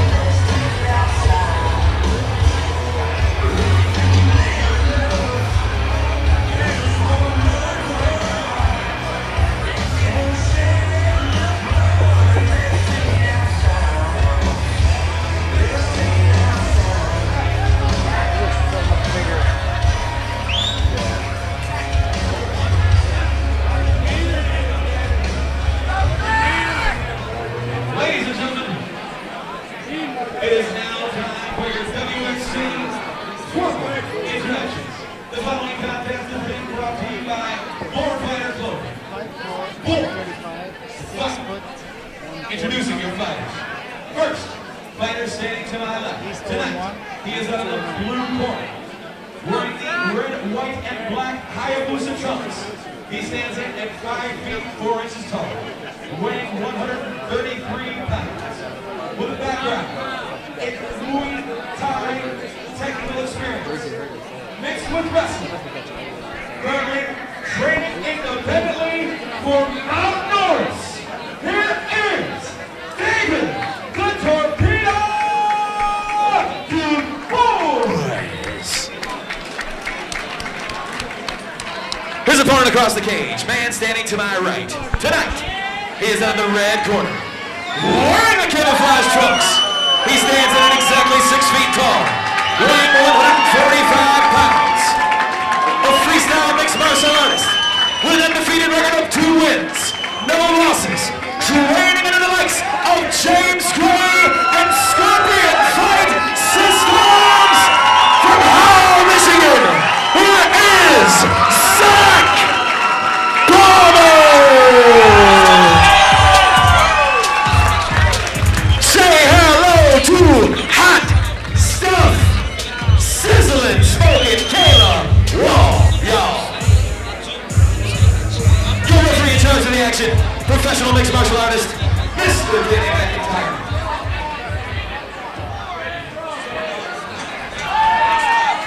All right, here we go. These guys are chomping at the bit to get going. Zach Palmer is looking very, very eager to get going here. A lot of reach on that guy. A lot of reach. Long arms. Big guy for his weight class to begin with. Ooh. David Du Bois better keep his hands up. Look at that measuring, stalking. I think David might want to move his head a little bit more. Shot in for that takedown and should not be standing back up because that's when he can end up getting up.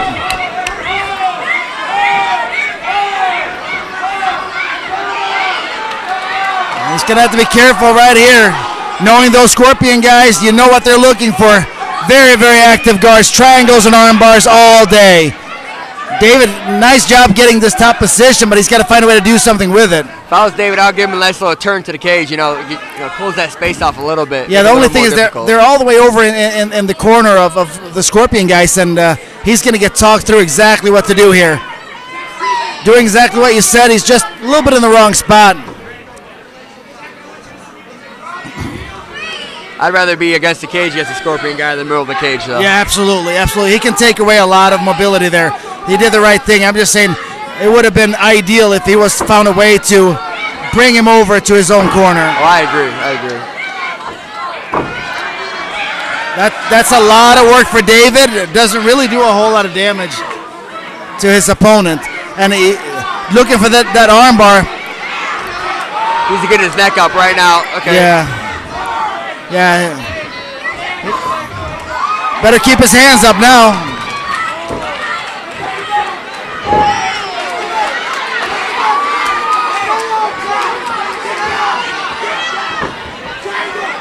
Wow, he's looking for a reverse up top triangle and then switching.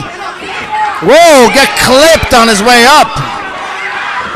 Whoa! Nice head kick. Yeah, that was foot though. That's the only reason why David is still standing up. David's a tough guy, man.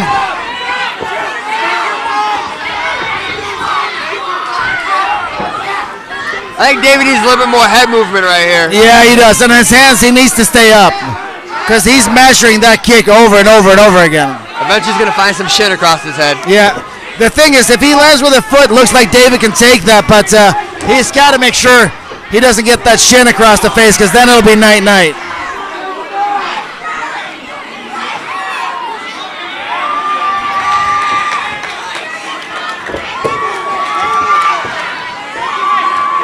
Oh, those are some heavy shots right there. No quitting David, though. Tough guy. He's going to get into the second round here. Absolutely. Very tough guy. 10 seconds in round 1.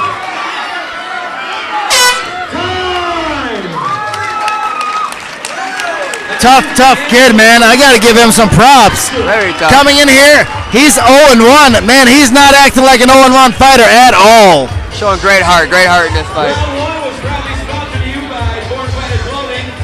Say what up to Nancy as she makes her way around the cage. Classy, sassy. Cornerman wasn't quite ready to get in there and get him his water. And right now, you should be taking out the mouth guard, make sure he can breathe properly. Should be having a cold pack on his neck, tricking him, but he's not as tired. Rubbing his arms out. Yeah. Proudly putting together our worldwide web broadcast system.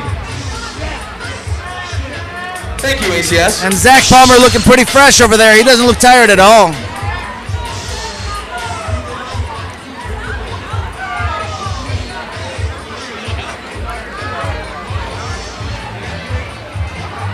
Yeah, this is going to be interesting to see how much gas he has left.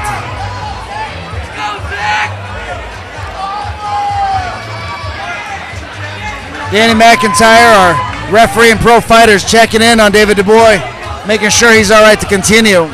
Nope. Tell you this though, guys, tough cats, tough cats. Went in there, strapped it on, put it on for one full round, and gave it everything he had. I thought he was ready to go for one more at least. Yeah. Not quite sure what ended up happening. Fight is over.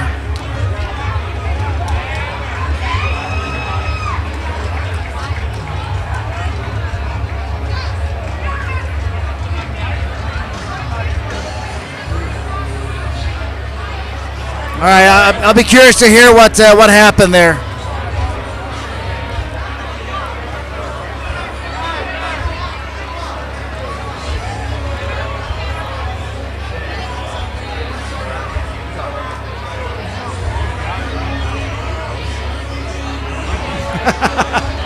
Everybody's getting situated, and here is our official extroduction. Will stop before the bell sounds into round 2, which is considered a TKO. The fighter could not answer after it was time to start the second round.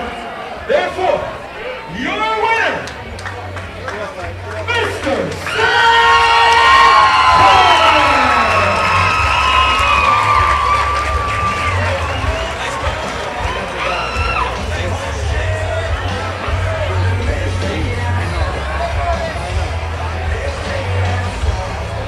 I'd also like to take time to thank his opponent, Dave Dubois, who took this fight tonight on less than 24 hours notice to step inside the stage and give you guys some entertainment value. So hats off to Mr. David Dubois stepping in here. Loud and proud. But your winner, Mr. Zach Palmer here tonight. Good fight, good fight. That's a fast. They're in the building, right, baby? Hey, if Russ Fast is in the building, make some noise!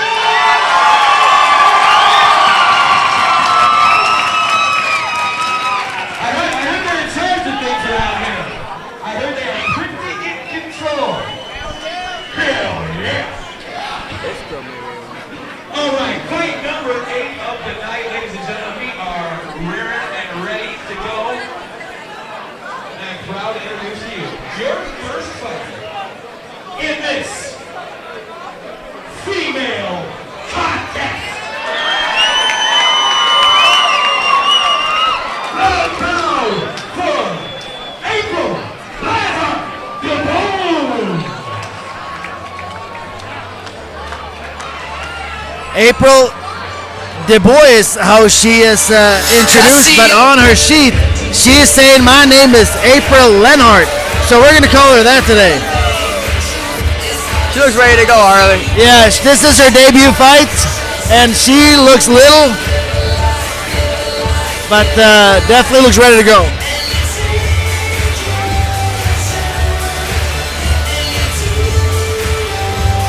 I think Ronda Rousey's bringing a whole new look to the girl fight game, or women's fight game.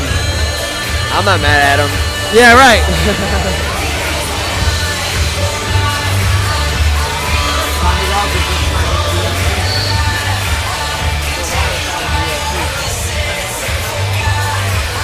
Yeah, judo representing, man. First chick ever to sign with the UFC, and she's a judoka. Introducing her. That is one bad lady. Yes, she is. Put your hands together for Kelly Cutler.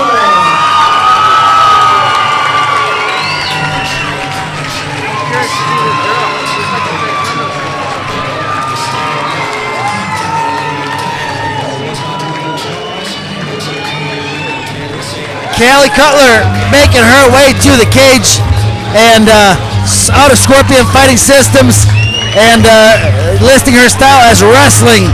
She's been doing MMA for 9 months and she's ready to go here. Capital Cage Fighting 130 champ already, and she's only 3-0. I personally seen this girl fight. She brings it every time. Yeah, she's pretty intense, man. She can go far in the women's fighting game. She can go far. She definitely has the right trainers and right gym for that. Yeah, definitely.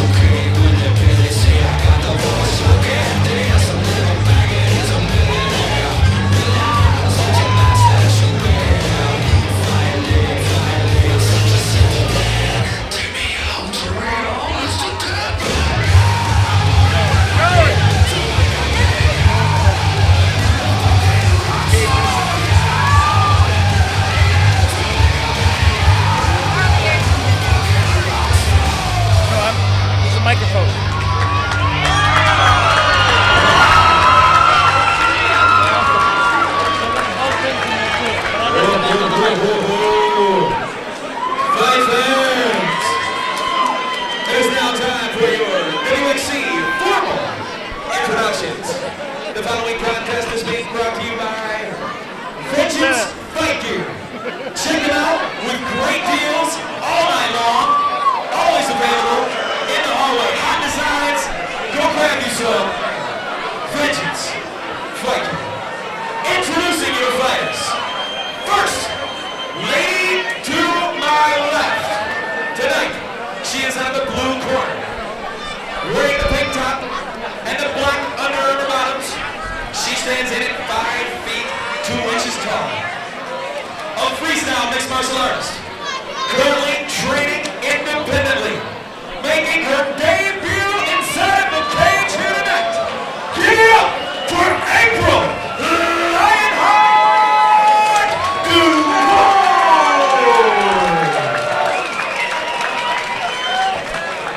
Her opponent across the cage. Lady to my right. Tonight, she is out of the red corner. Wearing the blue top and the orange pink trunks. She stands in at 5 feet 6 inches tall. A freestyle fighter. Winner of 3 wins. No losses. To the lights of James Gray and Scorpion Fight Systems. Here is Stockbridge's Love. Capital City Fighting Champion. The Honey Badger.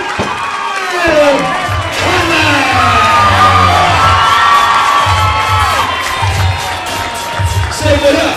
Say what up to the homegirl, Erica. As she lets you know it's round 1. Tons of fun for Mr. Doug Gallegos, who's got the glasses cam on.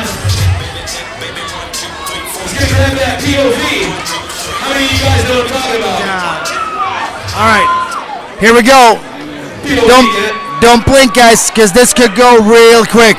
We're talking a tough, intense Callie Cutler against. Wow, April is scrapping, man. Oh yeah, she is. I just don't think she knows what to do on the ground. She looks lost, man. Is she about to sit her naked? Uh-oh. She's holding her own though, Harley. Yeah, I'll tell you, she's tough, man. Because you can see that she's getting a little bit out. Whoa! Oh. Nice souffle right there. Yeah, big one. And April punching it a little bit too much with her hands. Wow, this is a rag doll. Like, this is really getting wild. Her mouthpiece went out. April better bite down, protect those teeth. I don't see this fight going any longer. No, this is over.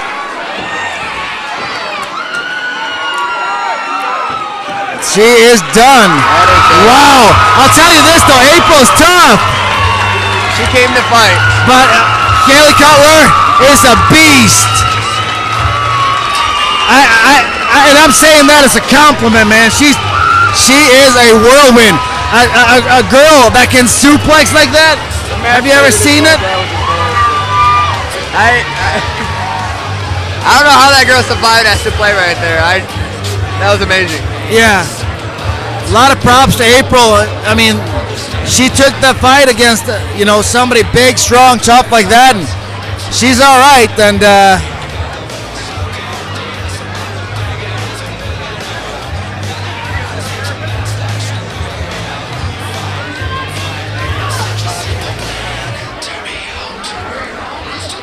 Yeah, that's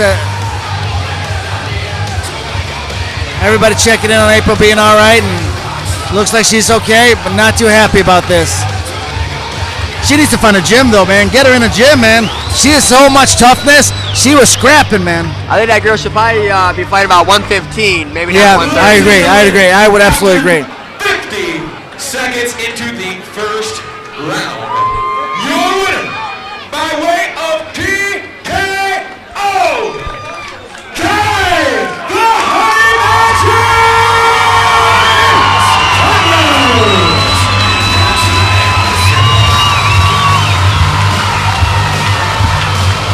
I'll tell you what, hats go off to Mr. Boyce. Thought she was fantastic. A round of applause for Mr. Boyce. Stepping in here, as mentioned, it takes mounds and mounds of courage to even consider the thought of stepping inside this cage. And I tell you what, I couldn't do it.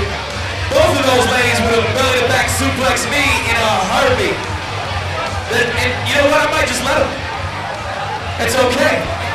Incredible action. Wonderful work, ladies. Happy to have you here in WXC.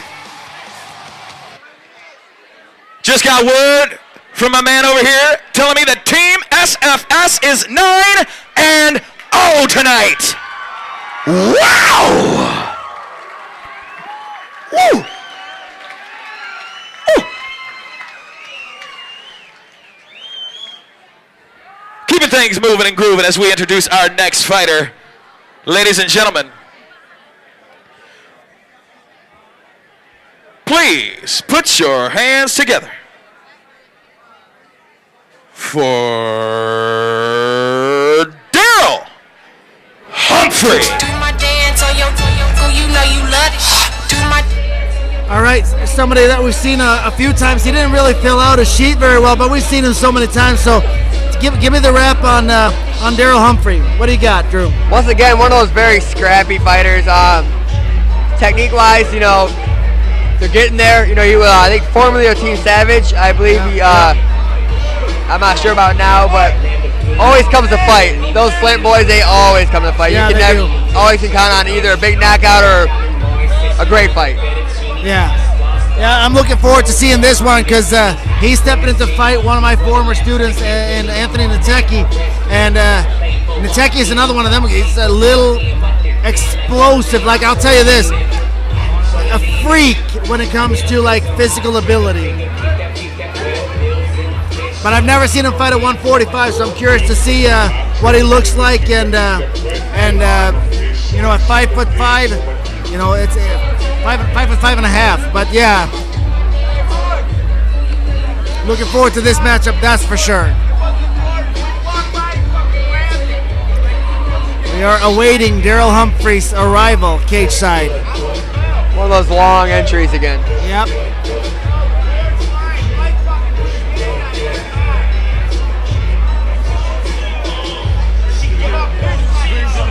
Probably. Yeah. This is the part of the card where we should really see some real competitive guys, and hopefully this matchup turns competitive. I know Natecki he's tricky, man. I'll tell you, he's the kind of guy who will throw spinning back kicks. He can box. He can take a shot. He's got great jiu-jitsu, and I'll tell you this, he's got phenomenal wrestling. He's a guy at the time was fighting at 125, and he'd shoot and put me on my back every now and then. Like, the guy's really, really good. I look for big things from him in the MMA world and a long future here. I watched Anthony fight a dude by the name of Thomas Fadoli. Yeah. Another very, very exciting fighter. Now that was a fight right there. I don't know if you've seen that one or not, Harley, but that was two very, very, very evenly classed wrestlers just going at it. And ended up being Fadoli winning. But let me tell you, it was very exciting. Yeah, I can imagine. This should be a really good matchup. I'm a big fan of both these guys. Daryl Humphrey's a really, like you said, a good scrapper. Hard to finish him, and pretty comfortable wherever the fight goes. And then you have, you know, Natecki, who's like, I don't care where you put him, he's going to be comfortable.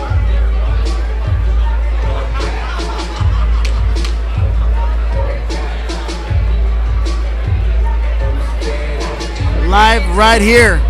Wxc 41 in Highland at 59 West. sold out. Introducing to you his opponent. Ladies and gentlemen, put your hands together for Anthony the Ticket.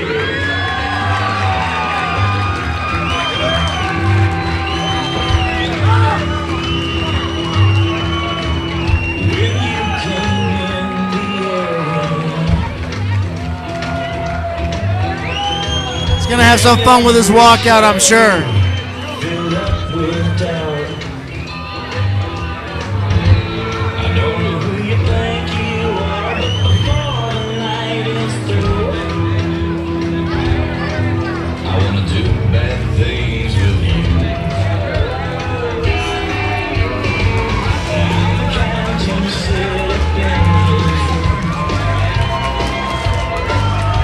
Ridiculously athletic, yeah.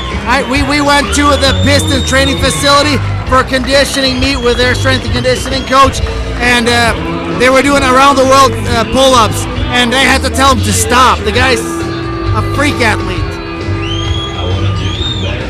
Yeah, we were doing some real fun stuff. That guy's amazing as far as an athlete, and now with the coaching of Scorpion, along with Corey and Steve LaFrade out at their other gym, Jack and Tan or Nama Karate. Those guys gonna do some big things, man. I'm very excited to see how this turns out. Yeah, this is gonna be a good fight, man. I probably wouldn't blink on this one either. No, yeah, definitely. Too much explosiveness in the cage right now. You know, these guys are ready to rumble, and look at those shorts. Look at those shorts, baby. I like them. You know I'm a big fan of shorts like that. That's right, that's right.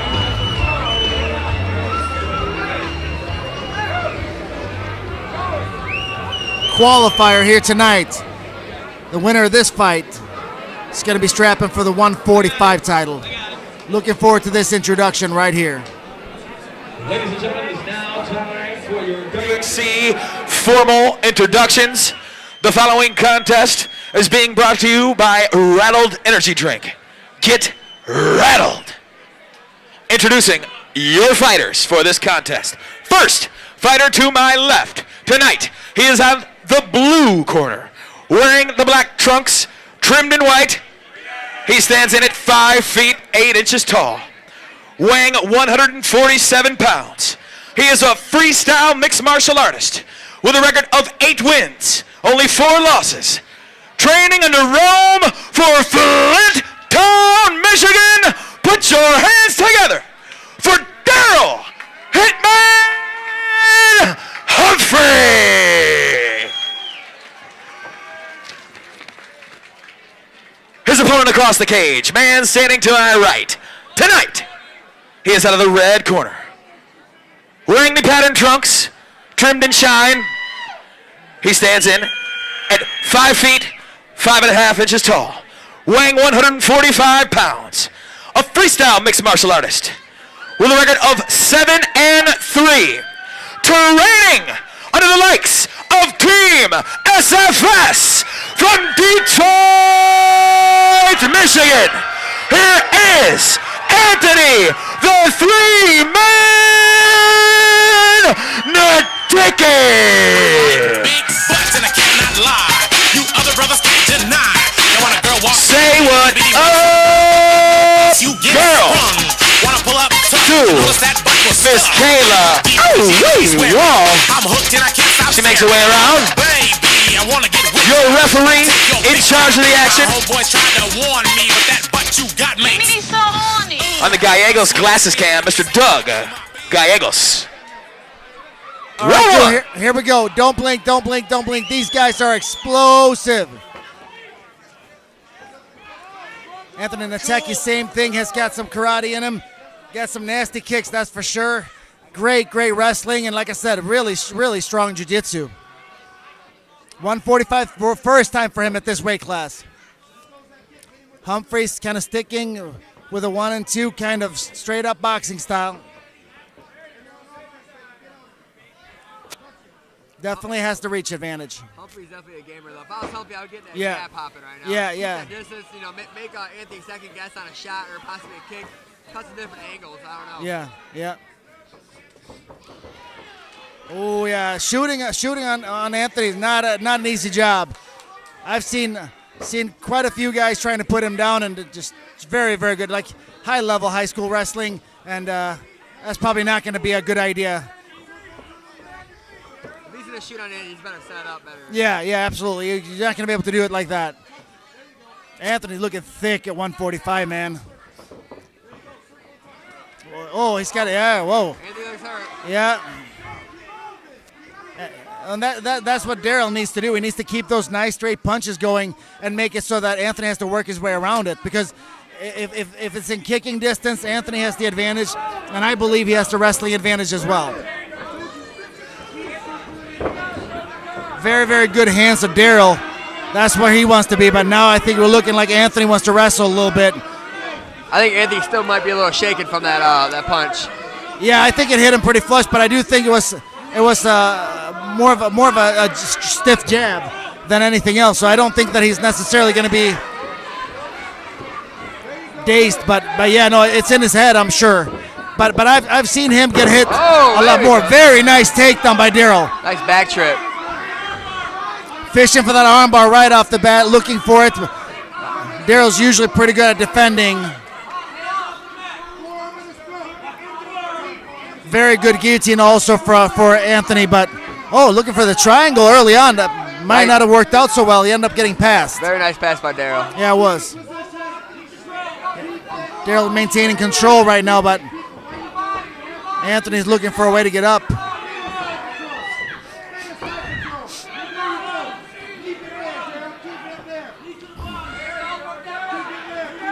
It's an awful lot of positioning and strategy going in. You can see these guys are, seasoned fighters. They're doing a lot of things right.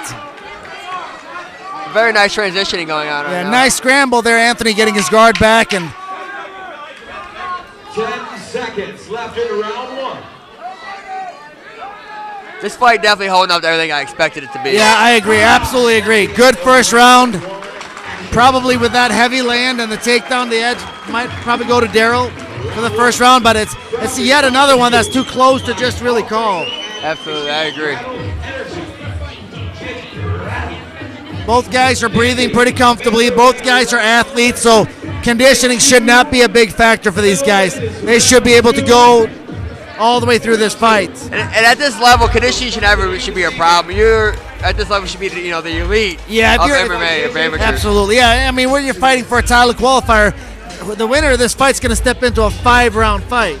So if you got to be able to make it 3, which you can see these guys should be no problem at all. Absolutely not. Really, really good fight though. Close first round.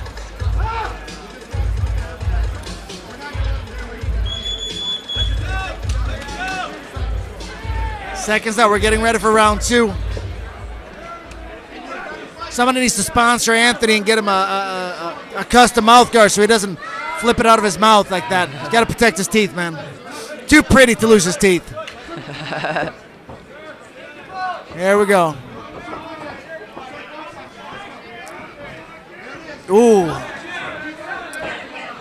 Yeah, the biggest thing for Anthony, he's never been at 145 before. There's a fairly significant strength difference, and he's fought at 125 most of his fights and a couple of 135, so you got to get used to this, That strength and power is just different. Yet another big takedown there by Daryl, and now he's stepping right into mount. This is trouble.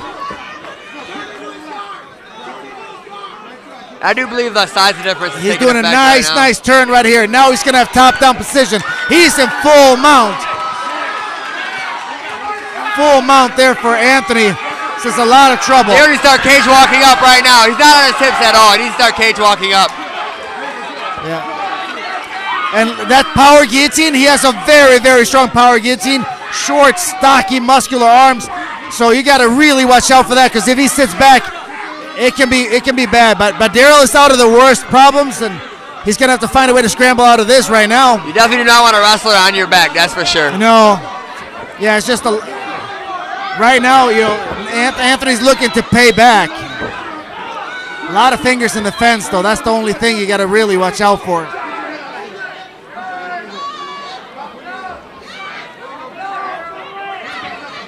Same thing again, though. You're talking about two very, very solid fighters.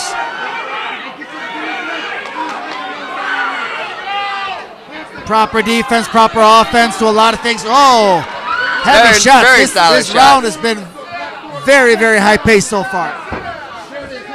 And side mount again for Daryl.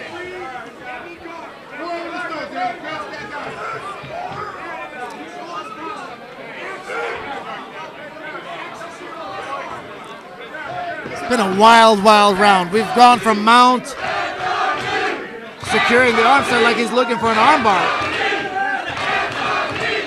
Daryl's experience, I mean, I find it very hard for him to catch Daryl something like that. Yep.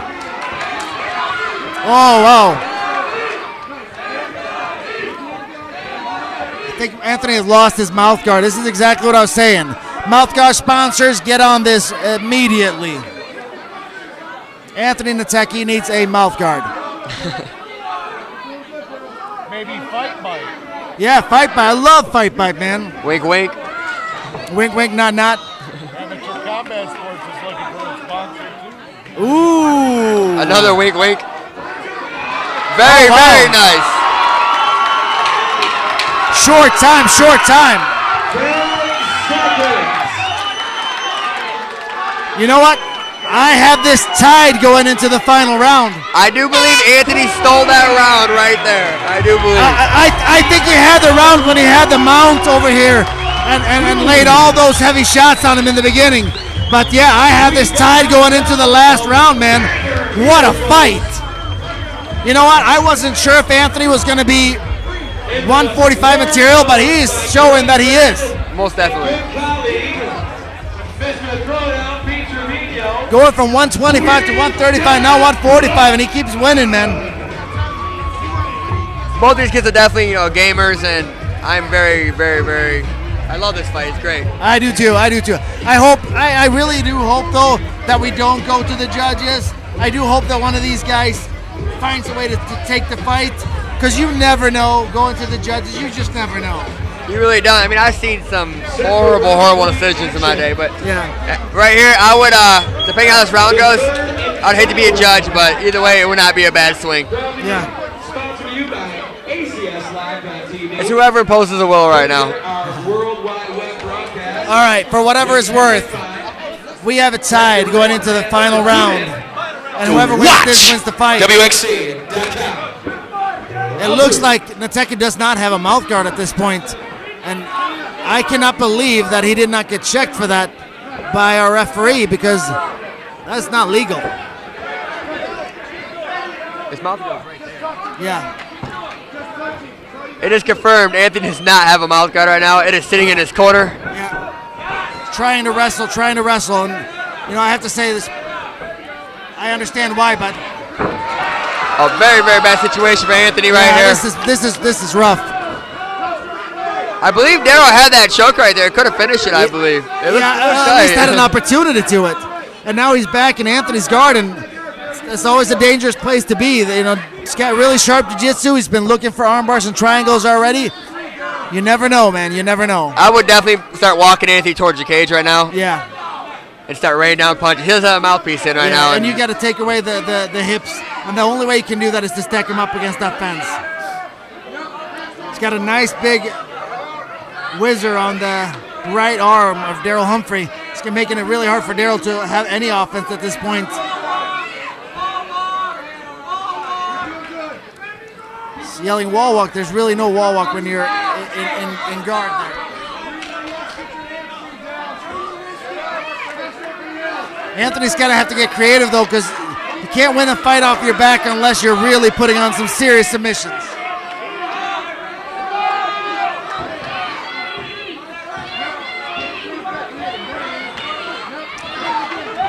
Right now, I believe, Daryl, if he doesn't finish him, he's sit tight. He has his fight won right now. Yeah, that's what I'm saying. Like for Daryl, he's doing exactly what he needs to do. He's got top position. He got the takedown. This is exactly what he wants. Anthony is going to have to find a way to get out of this mess and find a way to get some offense in to get a chance to win this. I don't see Anthony really threatening him much right now, from the guard. So Anthony needs to work it back to his feet where he can maybe score a knockout or a takedown, hopefully tie this round up. Yeah. Yeah, Anthony needs to get back on his feet. Nice sweep. What a nice reversal. There's that wall walk. That's the one they were looking for. and he just let him out. You got to take this opportunity. He's going to sit. Looks like he's sit to a guillotine.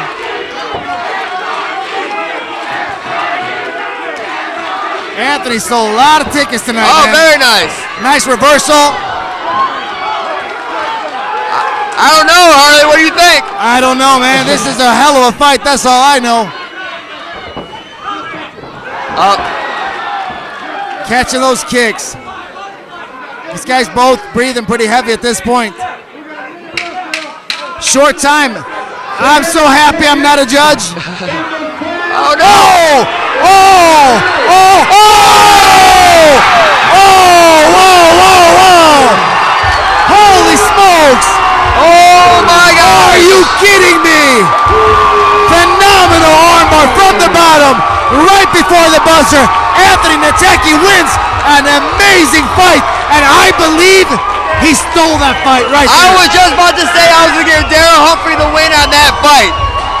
That was a close call, but yeah, I could totally see it going that way. Wow, talk about not quitting. There is no quit in Anthony Natecki.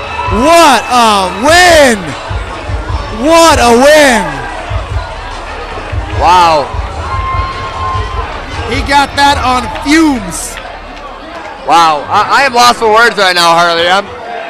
Dude, that all you pay-per-viewers, that fight was worth everything you paid, and I don't care what you paid. Wow.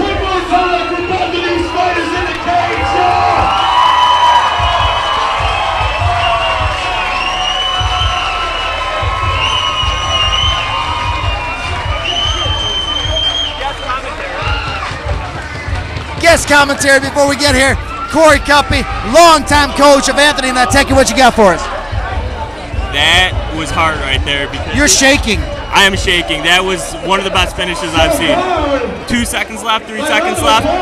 He might have been losing on the judges' scorecards. I think he had to finish it in that third round or win the third round. And at that point, that was his only way to victory, and he pulled it out. He didn't lay there and die. Corey, I personally had him losing that fight up until that last second of the fight. Very close. Ladies and gentlemen, I'm so proud of him. I have to go warm up to my fight, but I'm going to give him the biggest hug in the world. He's a warrior. The whole pay-per-view event, that fight was worth it all, man. That fight was worth all of it.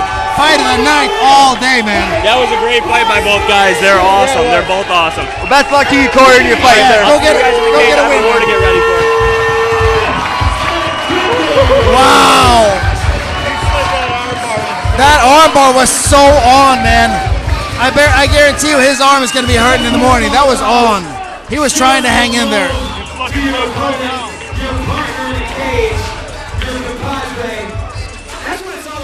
Yeah, man. Great sportsmanship and support for the combat sports. Wow. We're going to take a minute and grab some pictures.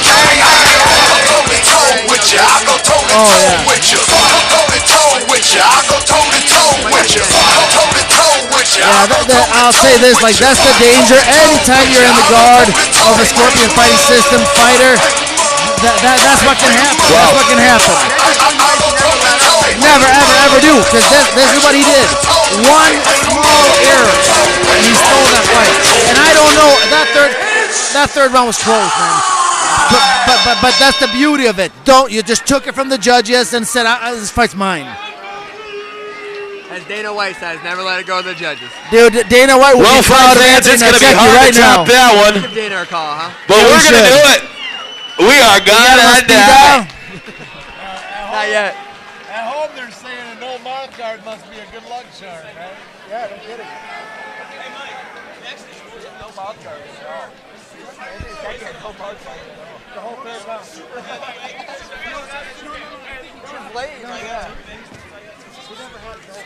Super fight. Hold your house up. To Destin Allen. Got it. That's what I thought. Well, we're getting this cage cleaned up here.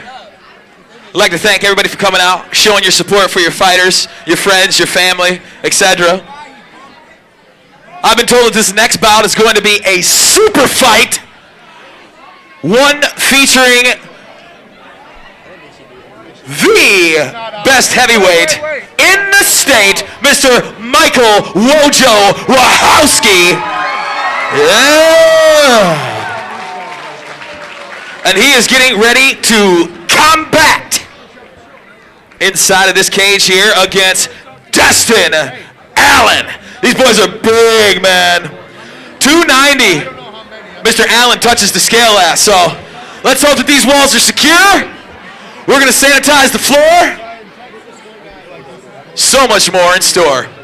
Here with Warrior Extreme Cage Fighting 41, SFS versus the world from Highland, Michigan.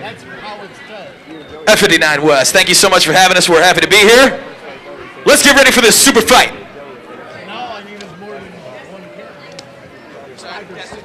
Thank you. Introducing your first fighter. Ladies and gentlemen, please put your hands together for Dustin Allen.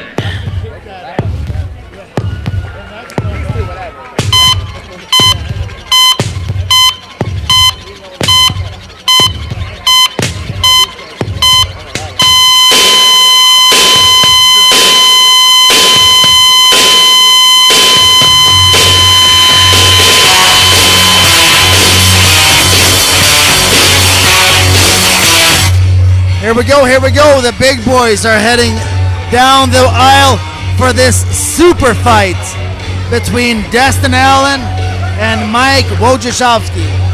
And this is going to be pretty interesting, isn't it? Yeah, we got a super heavyweight going against a heavyweight. But I mean, experience-wise, I'm going to give Wojo the nod on this one. Yeah, Wojo, I'll tell you this. Like, he's another guy. I trained him a long time ago. When he was in between gyms, when he was coming out for a while. But obviously him living all the way out here in Howell, that was not long-lived. It lasted for a few months, but the guy has got so much talent. And it's a heavyweight. To see a guy that's, 6'5" and ripped at 205, or at heavyweight, that's scary, man. That's really scary. And I do believe Wojo used to fight at 205, if I'm not mistaken, right? Yeah. He's got a big opponent today, though. 290 fighter, 290 pounds. That's super heavy, man. The big boy right there.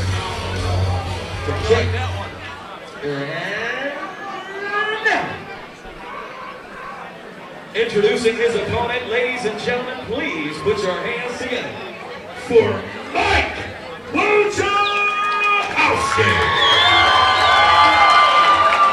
Mike Wojciechowski, I've seen him win by great jiu-jitsu. I've seen him win by head kick knockout. I've seen him win decisions. He can win from just about anywhere. And he is our current heavyweight champion for our Wxc right here.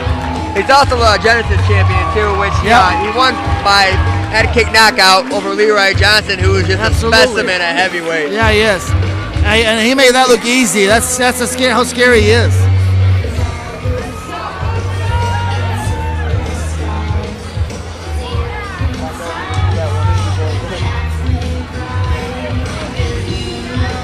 Like I said, a heavyweight looking like that, it's not very common. Until you hit like the deep into the pros is where you find that kind of people, you know what I mean?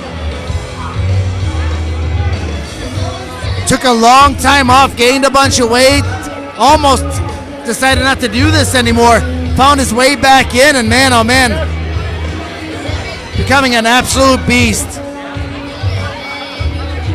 Believe he has one or two more fights before he goes pro. I don't think it's going to take too long to go there, though. Last few fights, he's been making his opponent look really bad.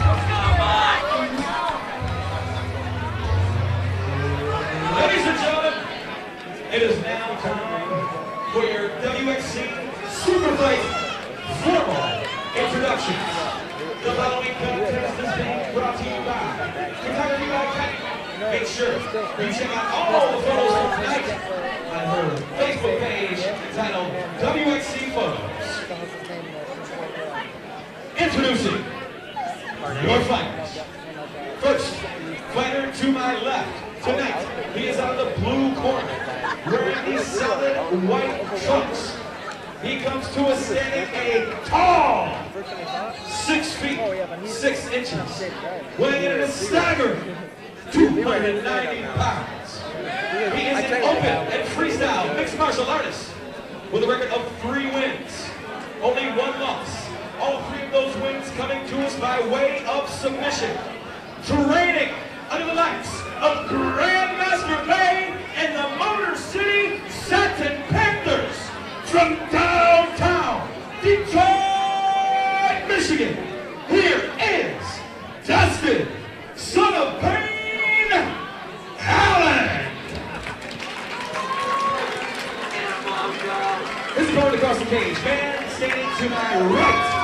Tonight, he is on the red corner. Wearing the white trunks, trimmed in skull black. He too stands tall at 6 feet, 5 inches. In the heavyweight division, with a background in freestyle mixed martial arts. An impressive record of 8 wins, only 1 loss. Training with James Gray and Green Scorpion Fight Systems from Ohio, Michigan. What is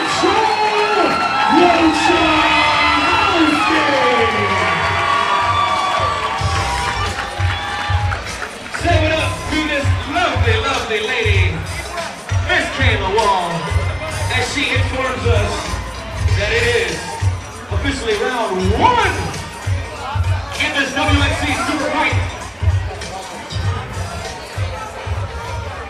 Your referee in charge of the action, Mr. Billy Leonard. All right, these guys are chomping at the bit, and they're trying to find a way to lock this cage up, and believe me, you're going to need this locked up.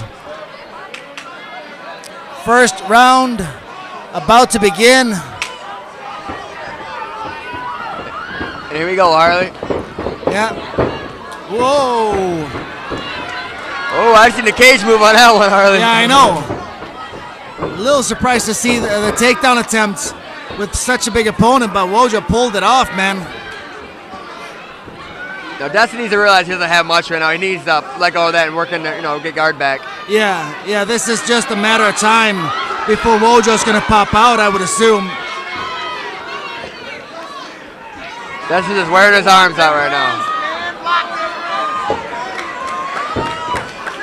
Okay, and there's that pass, and now it's big time trouble. Destin is in a world of trouble right now.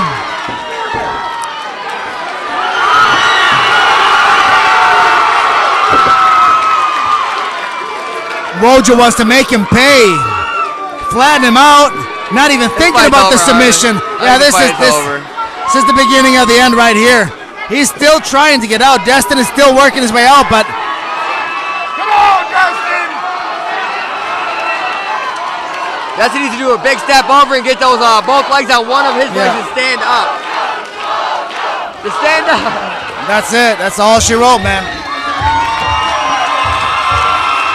Yeah, that was a lot of blows. That's a lot of blows. Bloodied face of Destin. Wojo said, I'm going to make you pay for stuffing my takedown for a little bit, and he sure did. Absolutely. Would like to see more of Wojo stand up. He's got real sharp stand up, nice kicks, but can't argue with a finished result right there.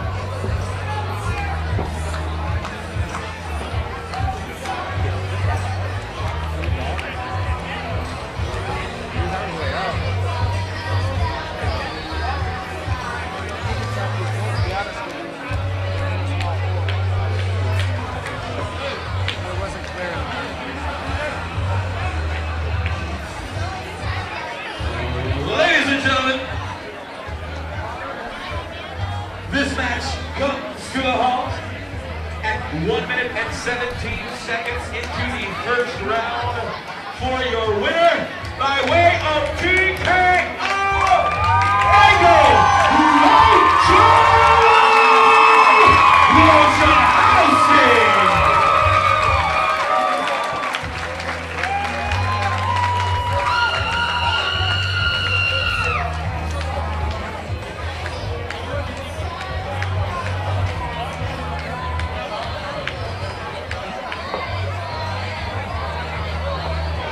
Great sportsmanship shown as always, with Warrior Street Cage Fighting, we want to encourage all of our performers here tonight to fight with honor, fight with respect. Show some support for your opponent and your partner inside this cage.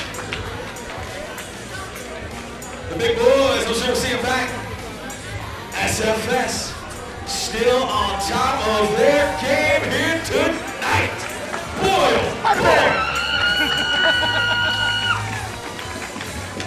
She's got some pipes. All right, I believe we're back on, and then great job, Wojo, but I cannot wait. Let me start talking about the next fight. Super duper fight at 170 pounds. And let's hand it over to Joey and let him talk about these guys. The two top middleweight, 170-pound fighters in the state of Michigan. You'll see why in a second. Proudly introducing your fighters. Ladies and gentlemen, please put your hands together for Mr. David Evans.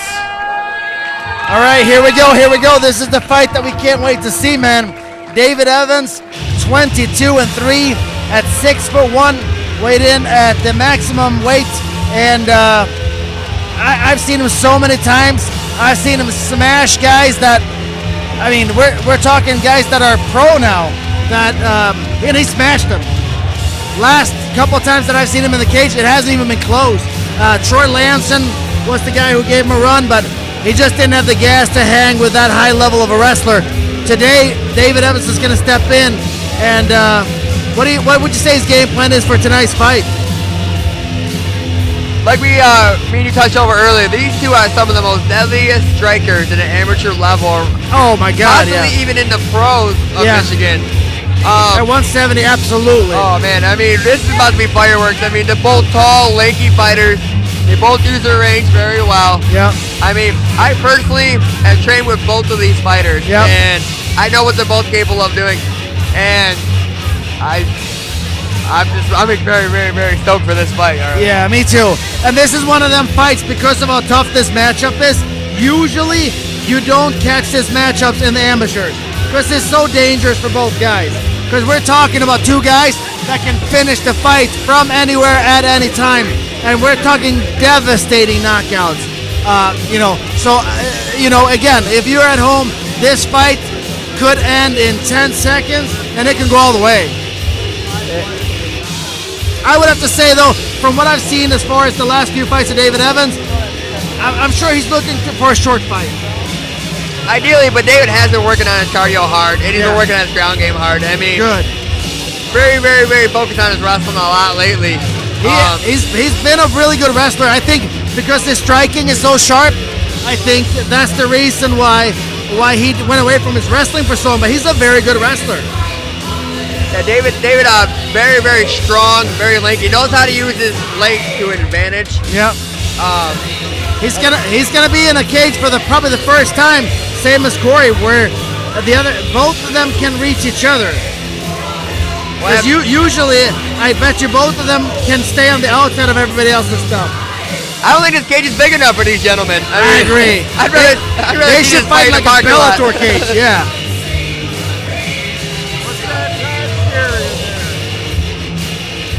Yeah, they should be in a Bellator like a 30-footer. You know what I mean? Oh, absolutely. I was just asked what Todd was carrying. What he's carrying is called the Warhammer. That is given to by Jason over here himself. To the best. The Amateur Combat Sports Warhammer. There you go. For the best team in Michigan. The Amateur Combat Sports Warhammer can be won by any gym that wants to compete against the holding gym.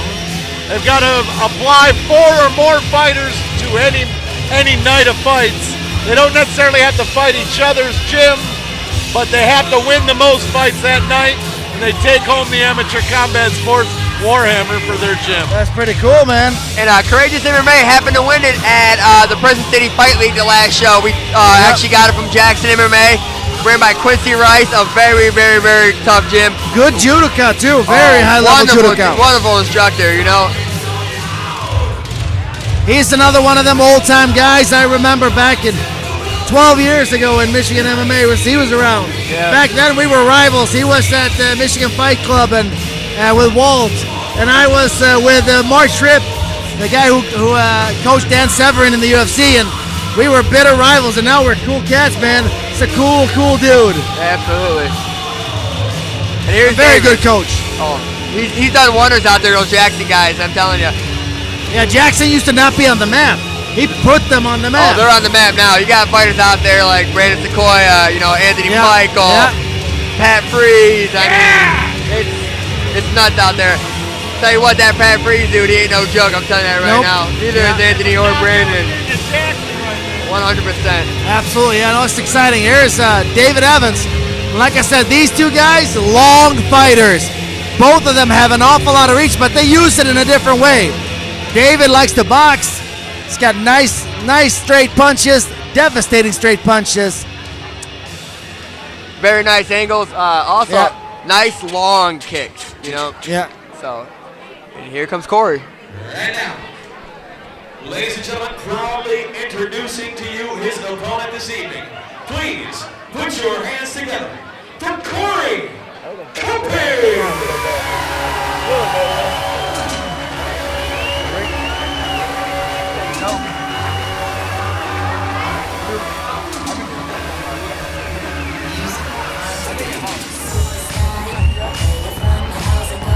There we go. Corey Cuppa today has a new fight name. As anybody who's ever seen him around, he changes his fight names a lot. And he's been the Karate Hottie. He has been Showtime. He's been an awful lot of things. One thing he's always is entertaining. That is for sure. He's one of the few guys who has retired me from a sparring round with a liver kick. He made me just sit down and take a break.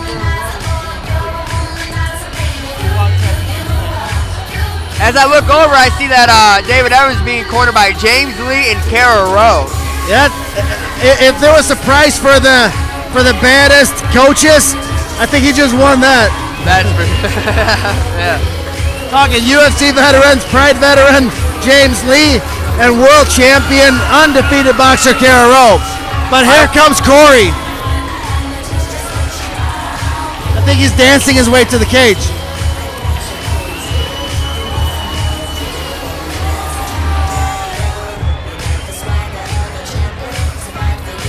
It's never a dull moment when Corey's around. Never. When we were talking about the fight songs, this is kind of what I expected him to walk out to, and today he is the womanizer. I mean, personally, Corey Cuppy the Womanizer. That is his official title today. Have you ever seen Corey Cuppy mad, Harley? Yeah. Really? At sparring. A long time ago, and he can attest to the day. There was one day we had a little bit of a scrap at practice with him and a couple of the other guys and me. And for the first time in a long time, both me and Corey sparred at probably Fight Pace. And there's a lot of bloody people and knockouts at practice that day. Yeah, I've seen him mad. He's a beast. He's scary, dude. Kicker against boxer, but the boxer can kick, the kicker can box. And both of them can wrestle. Both of them have submissions. This is the fight that I would pay. If this was the only fight on the card, I'd pay to see it. Oh, definitely. Tell you this though, this gotta be their last amateur fight. We're close to it at least, right? If it's not, I'd be surprised. I mean, David has, like you said earlier, he's beat the who's who's. Yeah. And I mean, his last fight bumped up to 205, and just went out there and made short work of this guy in under 40 seconds. I mean, yeah, the kid's just an animal. One of the nicest men you'd ever meet too. Yeah, I ran into him at CJ Barrymore's. We were go-karting one day, so we're gonna be putting it on. This is gonna be worth price of admission for sure. Absolutely.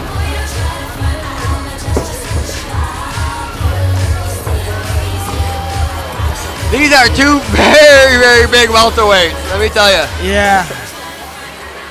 It's welterweights this size that made me drop to lightweight. Yeah. Ladies and gentlemen, it is now time for the best 170s in the state to go toe-to-toe. Your WXC formal introductions. The following contest being brought to you by WXCLive.com. Stay up to date with everything Warrior Extreme at WXCLive.com. Introducing your fighters. First, man standing to my left. Tonight, he is out of the blue corner. Standing at 6 feet 7 inches tall. Weighing 172 pounds. He is a freestyle mixed martial artist with a very impressive record of 22 wins, only 3 losses, 20 of those wins coming by way of knockout. Training under the likes of UFC veteran James Lee, on behalf of Courageous MMA, 3B Deadly, Chambers, and James Lee's MASH Fight Team from Detroit, Michigan. Here is David the Demon Evans.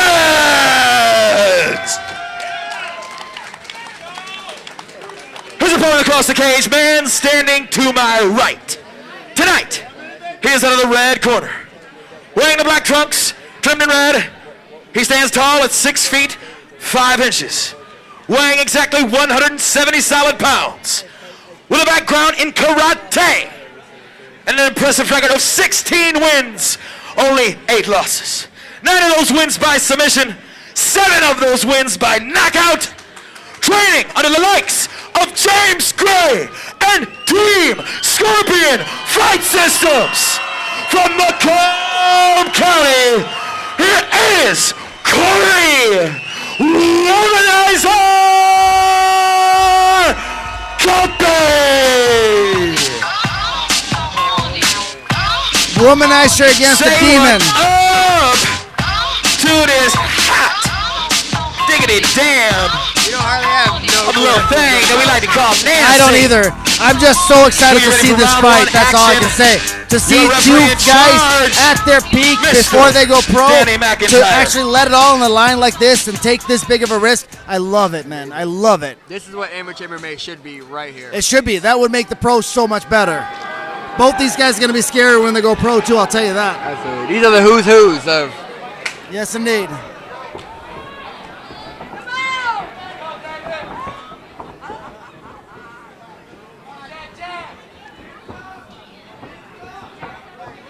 Looking for angles. There's those kicks.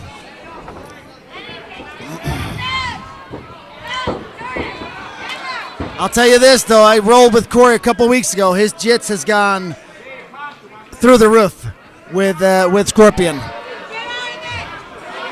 Look at that.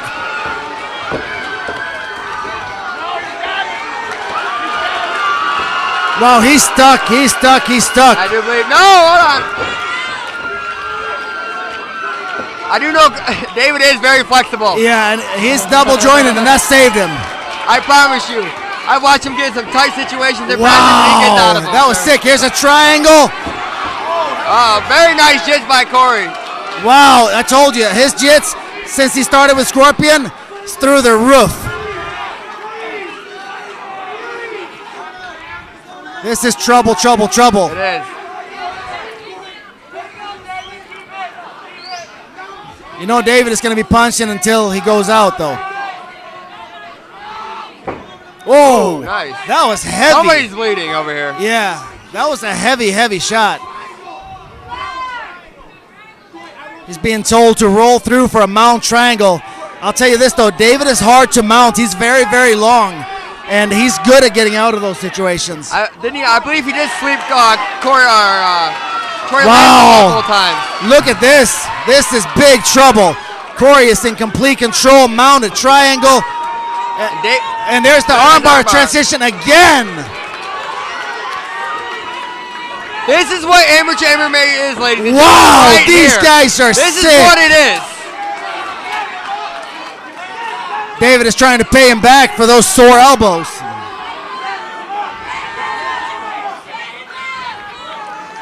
I believe David's about to come down with a big one. Yeah, he's coming down with a big shot anytime. I think he's going to be a little leery about getting into Corey's guard, though. there were a couple real close attempts right there. I would definitely think twice about that also. These kicks, they'll hurt. In the long run, yes, they will. Yeah, if this fight goes for a little bit, we're talking third round, they can take the kicks away from Corey. Corey set up for a side kicker, it looks like. Yeah. You got to bite down on that mouth guard. Nice kick. Wild striking, coming in close in the gap. David is very dangerous in the clinch, I do know that. Very dangerous clinch. Yeah. Corey has some really sick jumping triangles, some good moves from here as well. Short round. It's just been one crazy round. Are you disappointed with this fight at one by any means? I'm loving this fight. I'm loving it. Wow. I think people understand what they got going on right now. Yeah, all you pay-per-viewers, you just got your money's worth again and again and again tonight. Holy smokes. Wow. Both these guys are trying to recover. That was a very intense round. I don't know how to score that. Those submission attempts were so close that makes me feel like I want to give it to him. But then, you're also looking at some of the damage with the striking from David. Hard one to score, but yeah, on my book, you say who is closer to finishing the round, that has to be Corey. I would give you the nod on that one also. I do agree with that. Yeah. But I do personally think that David looks like the fresher fighter right now. I agree. I do agree. I think Corey possibly wastes a lot of energy trying to finish that fight. But you never count Corey Cuppy out ever. He's always one good head kick away from winning the fight. Yeah, I know. This is what they both wanted, I bet you. They wanted to test themselves before they take that next step. And what a test it is, man. These guys are beasts.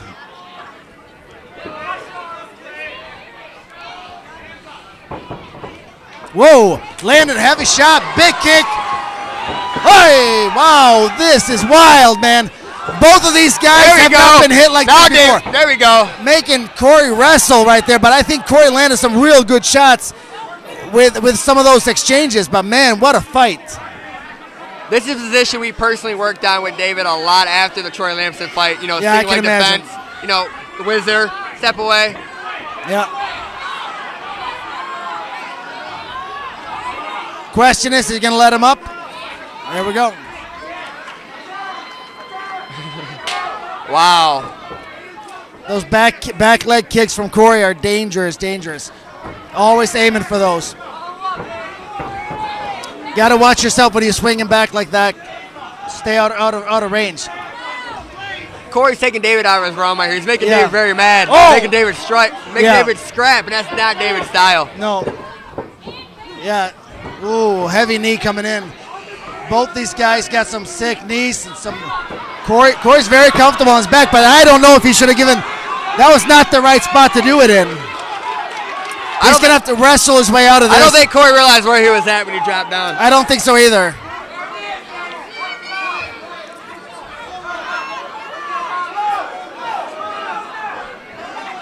David needs to hop over and take Corey's back and start raining some damage down. Yeah, and Corey needs to turn into David's so he doesn't get hit, in the crown or above the ears where you get that big ringing thing going. 'Cause this is rough. He's got to have to find a way to pull out of this. David has punched himself out quite a few times, so David needs to figure something out here. Yeah. Oh wow, there's a tap right there. Wow. Something must have snuck up and hit the nose or something weird. And here's David showing great sportsmanship. Yeah. This is how sportsmanship should be done, ladies and gentlemen, right here. High-level fighters, man. I wonder, he punched under the armpit. Must have came up and hit him in a funny spot. I did not see that.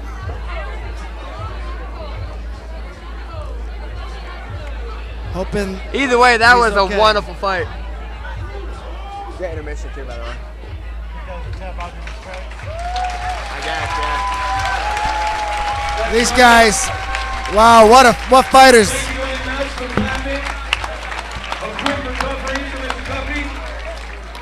What a fight. I think that hit the nose. I hope his nose is all right. He is breathing pretty heavy as well. That was the short amount of time these gentlemen fought. That was every bit what amateur MMA is all about. You have two of some of the best going at it and just landed out there on the line. Yeah. Like I said, most guys and amateurs wouldn't take that fight because it's too risky for both of them. And they both did it, and they deserve a lot of credit for that. That most definitely. Oh, the jaw. It's on the jaw, above the ear.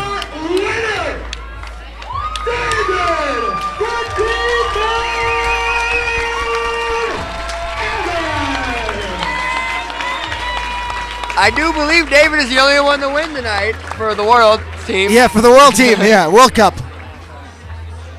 Oh, that is the first loss. Yeah. It is the first win for the world. Against a team from a Team Courageous guy. Yeah, that's what it took, right? Not throwing it out there. All I need to say is I love Drew. Just heard matchmaker Mike Pagnelli ask Dave here how he's feeling. And does he feel like number one in the state? Because I do believe that he just earned his keep here. What an incredible fight. Great sportsmanship. Corey, I know you're a hell of a guy, hell of a fighter. A super shout out to the incredible record and run that Team SFS had tonight. And it was James Lee's fight team that put a stop to the big red stop sign. Ladies and gentlemen, you're looking at the number 170 in the state of Michigan. Please a round of applause. Please a round of applause. A very humble young man, Yeah. David Evans. I wonder if he knows how good he is. I think he second guessed himself a lot, but he's starting to realize his potential. And scary cat, dude. Scary cat. Let me tell you, I've never had somebody crack me in the gym very hard and apologize afterwards about it. God is number one. Say sorry. He helped me out. Everybody, we got a purpose. And that's why we're here. Whatever you want to do, just do it. Or pursue it.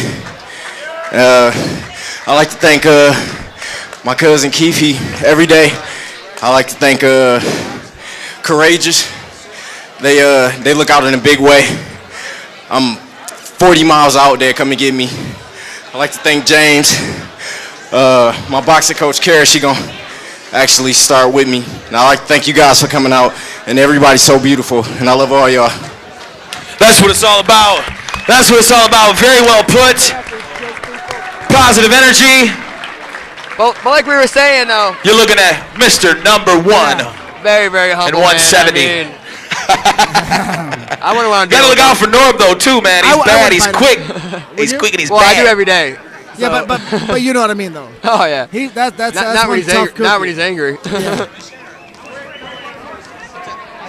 I believe we're. All right, got word from the top that we are going to take a very quick 5 to 7 minute intermission. Don't shoot the messenger. Remember, that's the way we started this night. Don't shoot the messenger. I'll see you guys in about 5 to 7 minutes right back here, cage side. Thank you. Hey. Oh.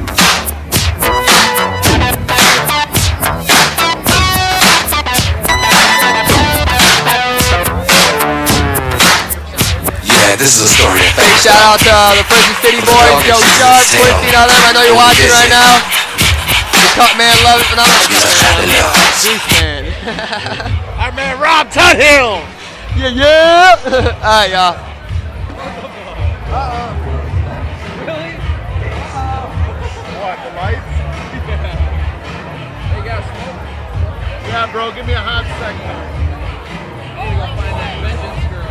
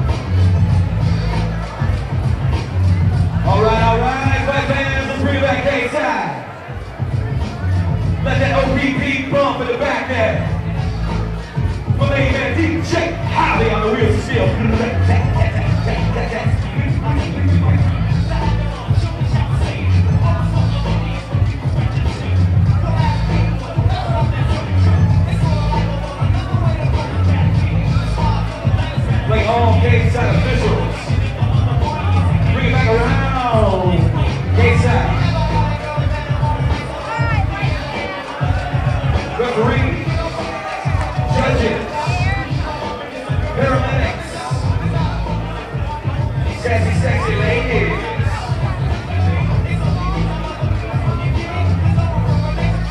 We're ready to do it.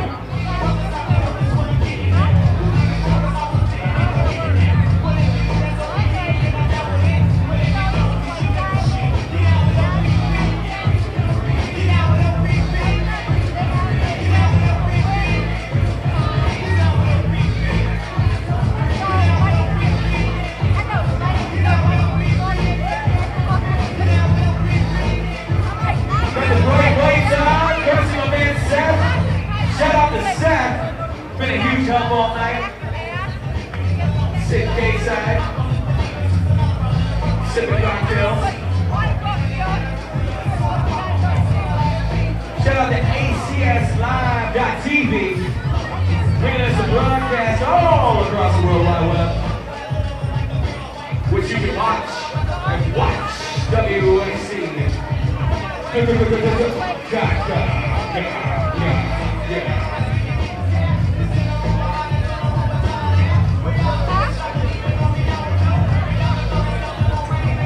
it back around, y'all.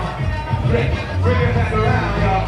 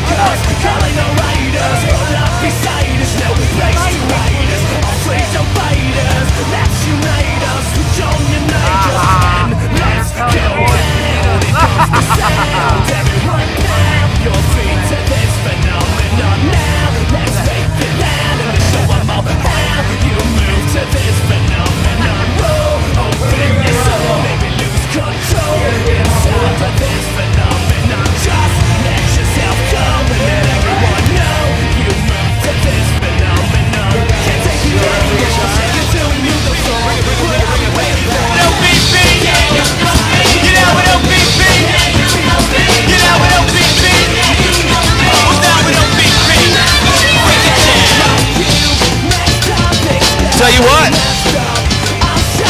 if they're not in here, you move your feet, you lose your seat. Let's bring it in nice and tight. Bring it in nice and tight for our co-main event. This is our Ladies Flyweight Championship. If y'all want to see some ladies, let me get a Ric Flair woo on 3. 1, 2, 3. Yeah, man. Taking it back to the 4 Horsemen on that one.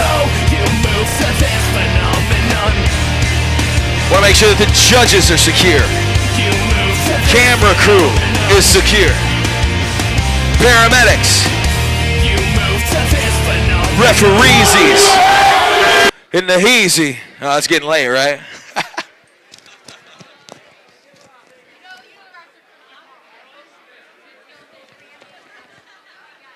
Let's do it. Just waiting on a couple crew members, and we will rock and roll.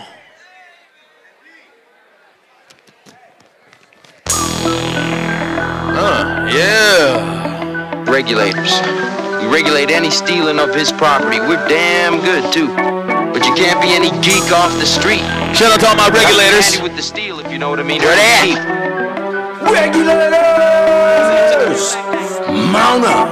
It was a clear black night, a clear white moon. Warren G was on the streets, trying to consume some skirts for the E, so I could get some phones. Rolling in my ride, chilling all alone. Just hit the east side of the LBC on a mission trying to find Mr. Warren G. Seen a car full of girls, ain't no need to tweak. All of you search know what's up with 213. So I Let's go. left Come on. 1-2-1 and Give me the okay. You can let it bump, Javi. You cool. This, I jumped out the rock and said, what's up? Some brothers put some gas, so I said, I'm stuck. Once again, Mr. Gallegos. Single and disease free. Single and disease free. Doug, teach me how to Dougie. I'm getting jacked. I'm breaking my Gallegos. Can't believe and he's sexy. Hell yeah. You got women out here saying he's sexy.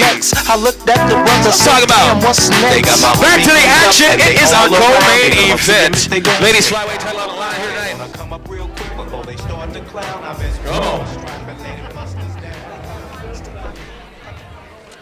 What we got coming up here, Harley? We got Tracy Emmerich.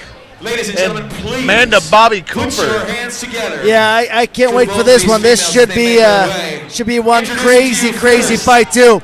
We've seen a few really awesome fights tonight. Amazing. That last one was worth price of admission all day. Thank you so much. Woohoo! And I heard that rumor about. And I heard a rumor about Doug Gallegos being single and disease-free. Are both of those confirmed? Or I know he's single. Yes. So that one is confirmed. We do know that he's single, but I don't know about the disease. And we don't know if he knows how to Dougie. He lives way out in the boondocks, and he's like our most reclusive referee that we have. Yes, he is. And so I don't know if he's taken a couple mosquito bites that might have given him. You know what? West Nile. What's not good happen. Yep. You don't look too sweaty, but Doug Gallegos taking the ring tonight. I love watching Doug ref. You know what? One of my ref. favorite things with WXC is the referees, the medical staff, and all these things. You know, they show up. They're professional every single time. But hey, let's talk about these girls coming in here, because you have a title fight on your hands, right? No, here we go. Drew Morea is back all day, every day. He's never gone. He's here all day. I used to be Drew all night. Thank you so much, everybody. And then he started turning the mic back over to Mr. Morea. Thank you, gentlemen. Went back and checked on Corey Cuppy on the back there. One of the blows that went under the armpit cracked him flush on the jaw when he was up against the fence. And it's a nice contusion on there. It sounds like he wasn't talking too well back there. No, he wasn't. Kind of sounded like me, a little bit of slurring, but mine's I was born with it, so it's a little different. Yeah. But David's doing good too, so I mean, I'm glad to see both those warriors doing very well. Yeah. All right, that's Tracy Emmerich in the cage. Great Lakes ground and pound, 127 pounds when she weighed in, a record of 2-1, and she's ready to rumble.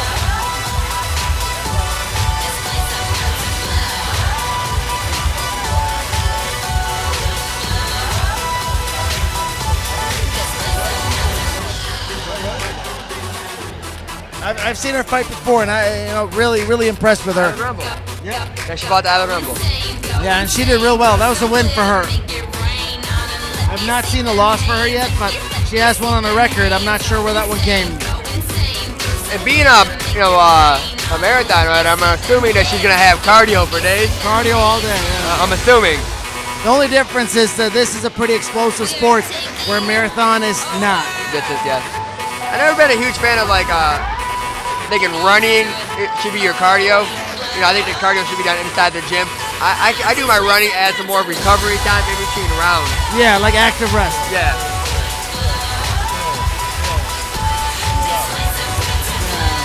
Definitely. All right, we're back in business, baby. We are back in business. Are we back in business? Introducing. I did not know we were out of business. Our ladies flyweight champion. Put your hands together for Miss Amanda Bobby Cooper. Last time I had the pleasure of seeing Bobby fight, she knocked the girl into next week. She's got heavy hands. Real good boxing. I think I recall that fight you're talking about against Tori Music, I believe. Yeah. And Tori Music's definitely a gamer herself. Yeah. So I mean, that just tells you the story about Bobby Cooper. Yeah, I heard so many stories about her in practice, boxing with the guys and holding her own, and that's impressive to begin with. And her boyfriend being James Gray, I'm sure she's not too shabby on the ground either. Yeah, she's gonna have to be pretty good with her jits at this point, right?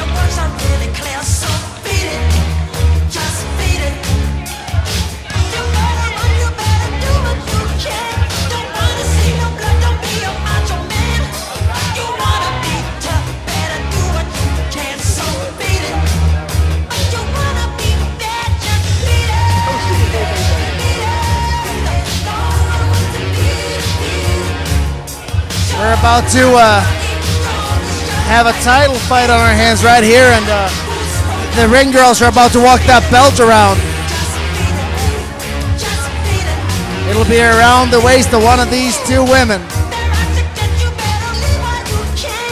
I know how the females feel right now stepping in the cage, but imagine being the boyfriend of one of the contestants fighting tonight. As it's speaking of James Gray, It's gotta be. Imagine what he's feeling right now. Yeah, it's gotta be nerve-wracking to coach your woman in a fight, man. I You sure as hell don't want to take any damage. No. But here we go with our official introduction. Let's go, Joey. Wxc Ladies Flyweight Championship formal introductions. The following contest is being brought to you by Wxc. Introducing your fighters. First, lady to my left. Tonight, she is out of the blue corner, wearing the black top and the black bottoms trimmed in white. She stands at 5 feet 5 inches tall, weighing 127 pounds.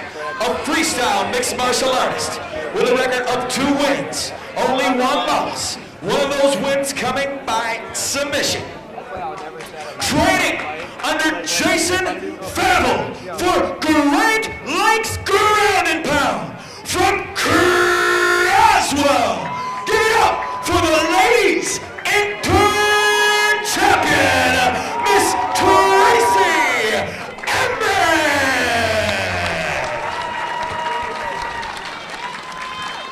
Her opponent across the cage, lady to my right. Tonight, she is out of the red corner, wearing the pink top and the zebra bottoms. She stands in at 5 feet 3 inches tall, weighing exactly 125 pounds, with a background in boxing and jiu-jitsu. A record of 5 wins, 3 losses. Training under the likes of James Gray, Steve Winnick Kemper, and Team Farr for Scorpion Fighting Systems. From Bath, Michigan, she is the Wxc Flyweight Champion, Amanda Bobby Cooper. Moving into Dark Arrows for your official championship rules. Okay, guys, this is for the belt. Obey my instructions at all times. Protect yourself at all times. Do we have any questions from the challenger? Any questions from the champion? Touch gloves now. Come out fighting. That's so bad. Yeah, I thought funny. This will determine the merge of the 125 belt, leaving us with only 1 champion here tonight. Fight fans, make some noise for these ladies here. Here we go, here we go, here we go. Title fight number 1 of the night. And Amanda Bobby Cooper in the pink and zebra, and Tracy Emmerich in the black and white.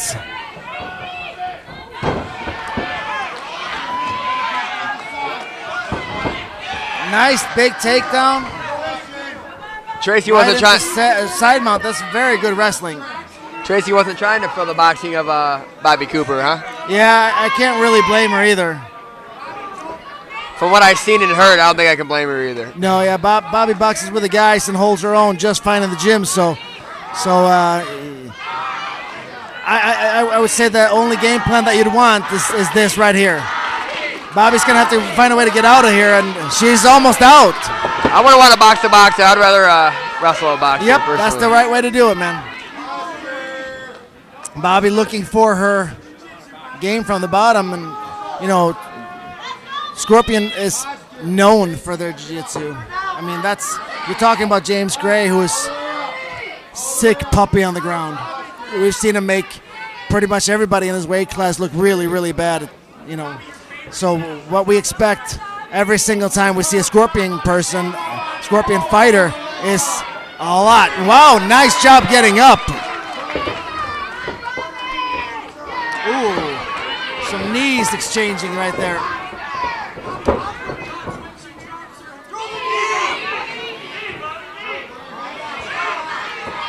Very nice exchanges going on here, Harley. Yeah, some strategy right here. I really like that. See, women's MMA have come a long way. Strategy, good fighting, skilled fighters in the cage right here. I really like this. I am very impressed by Bobby Cooper's grappling right now, too. Yeah, pretty impressive. For being, mainly known, for having great hands and, boxing. Mm-hmm. She's showing tremendous grappling right now, too. Yeah, technically did a really good job until she got reversed. But she's fighting somebody who's got very, very good wrestling for a woman fighter. I mean, we're talking somebody like that takedown that Tracy started with. That's a good takedown if you're a guy or a girl. I don't care. Definitely solid takedowns. Smart game plan, trying to take away the boxing of Bobby, because Bobby puts people out with those hands. Obviously, she wants to find a way to get back up to her feet where she can use that, but Tracy right now is working real hard. We're looking at a short time at this point, and have a feeling that we're going to be heading. Nice little lockdown there on the half guard. It's a beautiful round by both females. Yeah, I mean, it's technically so advanced. Like, this is awesome to see. Oh, look at that armbar. Nice. Tracy looks fine right now. She looks fine right now. Wow. That could have got bad. That could have got bad. Wow, if she had 5 more seconds, that arm could have been going home. Most definitely. If I was Bobby, I'd definitely put that in my back pocket and save it. Yep. If I get back in that position again. Yeah, now you know you have it. You know now that if it goes to the ground, you have that armbar because you already took it. Oh, absolutely. And also, that's also in Tracy's head that, I got caught that once. I would bait that for something else. Well, and here's the exchange now. So now maybe she's hesitant to take it to the ground. And I know she's not going to want to stand up. So where is she going to go now? She's going to have to find a way to stay in that half guard or a side mount. Well, I wonder if she gets to take down, she has to be 100% sure she's going to pass the guard of Bobby Cooper. If not, she obviously seen how dangerous Bobby Cooper's guard is, which is very dangerous, obviously. Yeah. Very active guard, too. Absolutely. How would you score that one? I would give it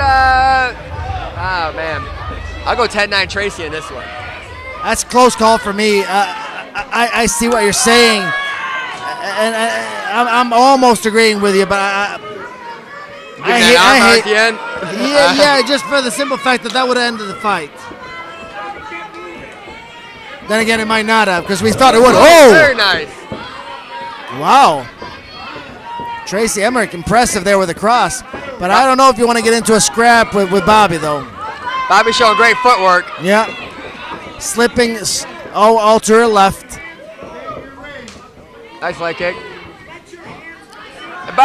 And Harley, what's your opinion on fighting boxers? I mean, usually I like to tend to take out the front leg a little bit. Yep, I do too. Less, turn on. Yep. Something, take away some angles, takes away some levels. Absolutely. I feel the same way about when I'm fighting wrestlers too. Take out that front leg. Yep. Make it a little harder for them to do what they want to do. Give them something else to think about. Yep. And we're back in guard, and this was trouble last time, so. Kind of seems like Tracy's trying to pick her poison here. Yeah. She was doing good on her feet, though. Tracy definitely looked the best on her feet that she had so far. She was popping that jab out there and also getting that, that rear leg kick. Yeah.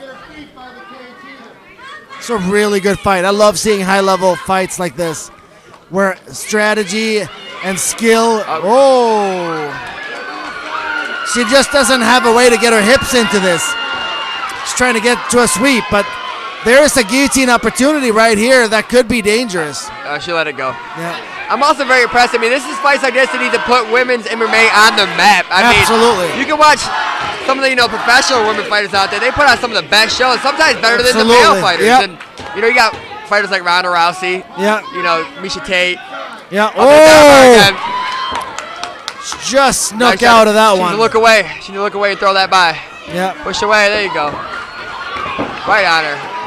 There we go. This is a heck of a fight, Harley. Yeah, it is. In my opinion, these females are subduing all the guys' fights tonight. I don't know about that. But this is strategically probably one of the best women amateur fights I've seen. Very, very high level. Both these girls, I mean, it looked like they could be fighting the guys. You know? Just think, Harley, when I first started this sport like 6 years ago, I don't think it was even thought of to have women's MMA in Michigan at all. What we did, we have Mary Colangelo back in the day, man. She's tough still to this day. It's something I didn't see personally. Yeah, it's not common. Very few people. Now you see it every show, and it's great to see. Not this level. I'm really impressed with this. X-guard, Larry, she's looking switch. Gotta watch those arms.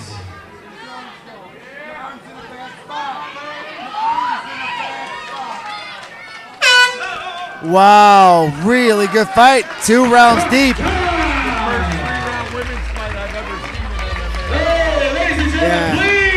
give a hand to both of these warrior ladies inside the cage here. What would you say, Harley? We're ready to go to the 3rd and final round. Man, this is hard. This championship fight. It's 5 rounds. This is a championship. A 5-round championship fight. A little bit of heavy breathing from Tracy Emmerich, but I'm sure she'll find a way to recover. Yeah. I see that on opponents that Cooper's fought Alana Jones. Yep. I'm not aware of how that fight happened. Did you happen to catch that fight at all? No, I did not. I don't know if people are very, aware of who Alana Jones is, but that lady is no joke. Oh, I know. Yeah, I seen her, I believe at the Palace, put on a beating. I heard the hit she was laying on from the locker room. I heard them. I was amazed. All right, here we go. Crowd is I'm going sure Bobby. I'm sure Cooper fared well against her. Yeah. Saw her corner telling her, let go of those hands. Let those hands go. Whoa! I'll tell you this, I don't know who's going to win this fight, but both will be better from it. Oh, absolutely. This is one amazing fight so far. That's how I feel when I leave a training session with you. I always get beat up, but I'll get better from it. Huh? That's how we do it, man. We make each other better. Yeah, And I do miss your visits. I'll be making my visits up there soon. Look forward to it. Nice control here by Tracy. Bobby keeps looking for a way to thread her guard back in, but right now Tracy's doing the right thing, trying to, find a way to mount, but you got to watch the sweeps there. Shit. Oh, half guard. She actually ended up in worse position from it. And looks like she's looking for a mount now. I believe she has a mount now, She has Harley. full mount. Oh, wow. Wow, Bobby rolled. Wow. And they're right in front of us. Now we get a chance to see how Tracy is off her back, Harley. Yeah, I'm definitely excited to see this. This is such a high-level women's MMA fight. This would be pro on some levels. Oh, absolutely. Like, really would be. And this is definitely where I would not want to be, with somebody who is heavy as handed as Bobby. Yeah, Bobby, from her knees like this, she can land devastating shots from right here. And just lay it down. There's no give. That mat gives you no give whatsoever. No. Yeah, you almost get hit twice. One by the canvas and once by the hand. I mean, that's a lot. And she's looking to get up on her feet to land. That's scary. That's really scary. Passing through for mount. Oh.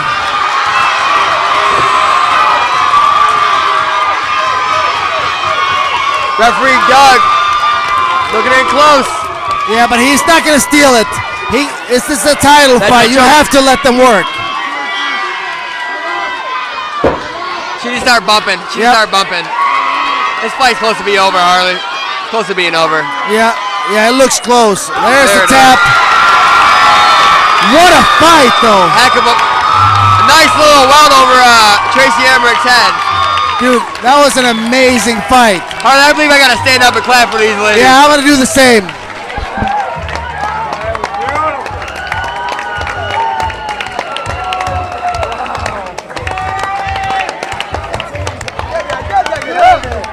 Very nice job, ladies. Very nice job. Standing ovations for these women coming around the whole crowd.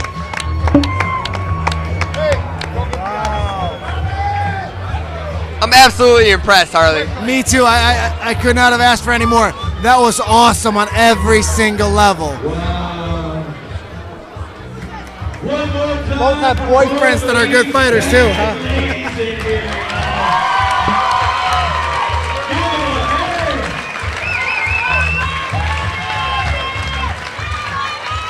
What was that, a rear naked? Ladies and gentlemen, at 2 minutes and 29 seconds in the third round. One more. Your winner by tap 2 starts.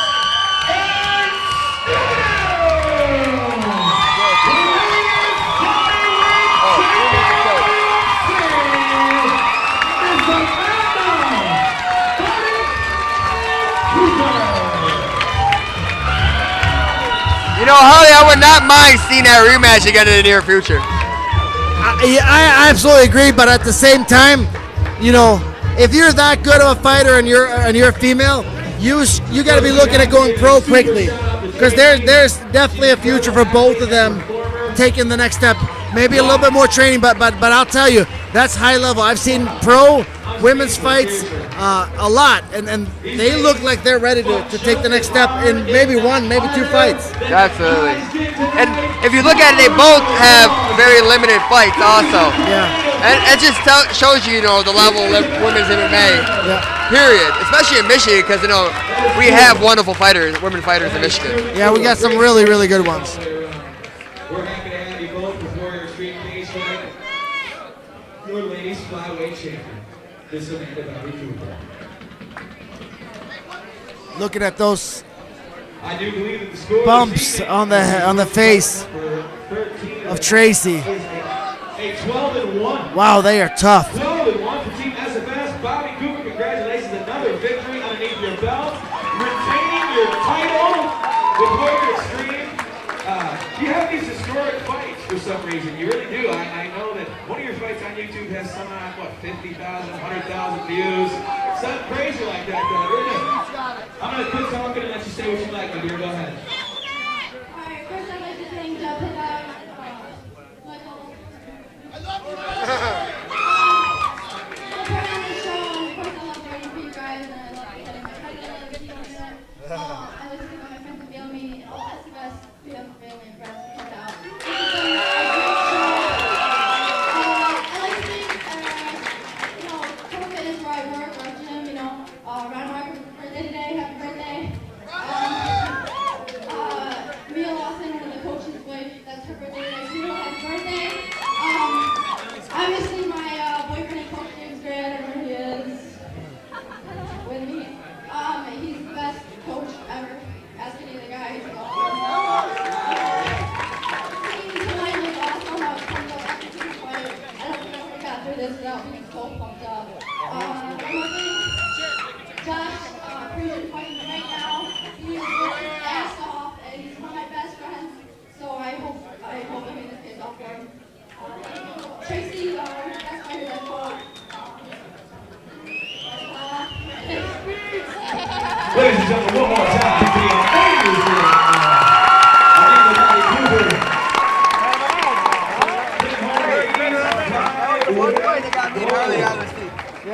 We actually stood up for that one. The fight fans will not keep you for too long. It was a great fight. I'd like to let you know that it is time for our I gotta tell you, see how the bartender actually put some liquor in the motherfucker. 500 plus pounds. Get ready to step inside this cage.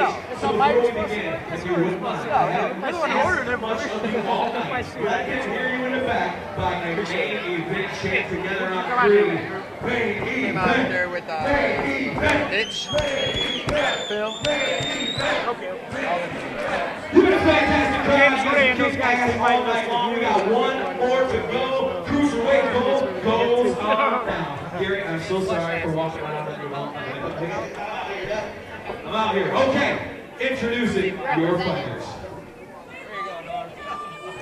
Likewise. Back at you.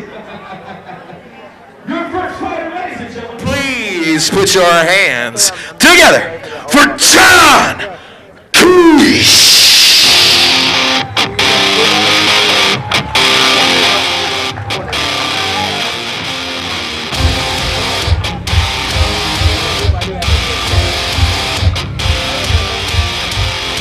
The secret side of me, I never let you see. I keep it caged, but I can't control it. So stay away from me, the beast is ugly. I feel the rage and I just can't hold it. All right, our final fight of the night, our main event, our cruiserweight, which is the 235-pound weight class. Kind of like I wish that they would have more of this, because that heavyweight class is so big, so long, so spread. I wish that they would have more of this, even on a higher level than just here. But John Kish making his way to the cage. One tough cookie, I'll tell you that. Guy hits hard, and he's a fight named the Hungarian. Fits him very well, doesn't it? Oh, I know John very well. Used to train with me, now trains with you. Yeah, he trains with me now. Very, very tough cookie. Like you said, the man hits like a freight train, and he is relentless on his attack. You know, you gotta expect a constant attack until he dies out. Yeah, he goes 100 miles an hour until he runs out of gas. Yeah, exactly. Yeah, I'm interested to see this fight for sure. Another big, pretty belt on the line. Get some bling for the winner. But I also do agree with what you said about, there's too big of a gap between 205 and then, the heavyweight with 265. Yeah. Too big of a gap. It really truly is. I mean, what are you going to do if you weigh 235? Drop 30 pounds. Yeah, that's a big cut. What about if you weigh 250? Some of those guys are 300 pounds cut down 265, but here we're going to go with final introduction. It's going to get loud. His opponent, please put your hands together for Mr. Josh Parisian.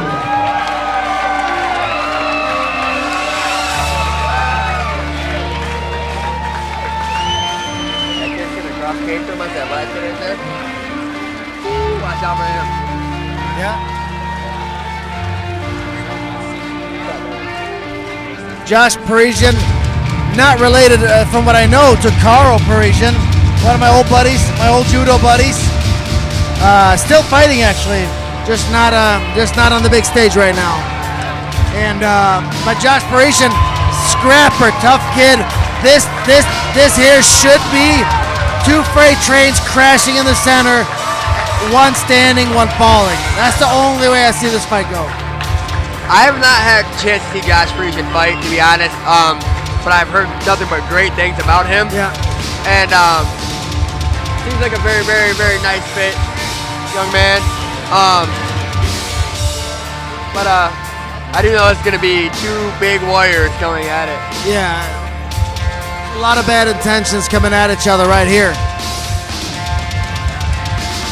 Yeah, John Kish, I've seen John Kish get a standing TKO for body shots and for a win. I mean, it's just relentless, powerful beast. And gosh, a lot of angles, good strategic boxing, straight shots. It's a little bit of opposite attracts, but I think this could just be absolutely amazing. Who can impose their will?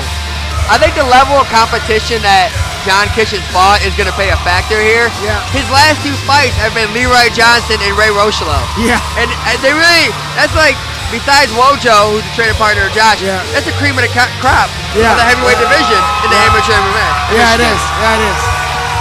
Yeah, people don't understand how much you learn from a loss. Oh, man. All right, our official introductions. Joey Russo, take it away.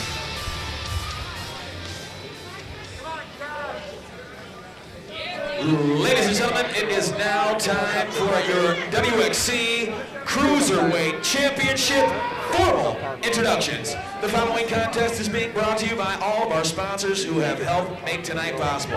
Born Fighter Clothing, Offensive Athletics, Rattle Energy Drink, Vengeance Fightwear, But he takes reach away. our event location, and so much more. Thank you so much for being here. Photography by Kelly, It goes from this to like. ACSLive.tv. All of our fighters and fight camps, thank you so much for joining us. We're happy to have you with Warrior Extreme. Introducing your fighters. First, man to my left. Tonight, he is out of the blue corner, wearing the black trunks, trimmed in gold. He stands at a large 6 foot, 2 inches tall, weighing in at 237 solid pounds. He is a freestyle mixed martial artist with 5 wins, only 3 losses, 1 win by way of submission, and the other 4 by way of knockout. Training under the likes of courageous mixed martial arts from Carsonville, Michigan. Here is John, the Hungarian Kish.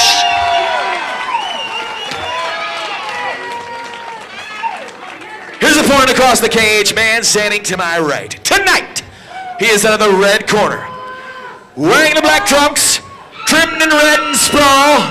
He too stands tall at 6 feet, 4 inches, weighing in, tipping the scale at 245 solid pounds.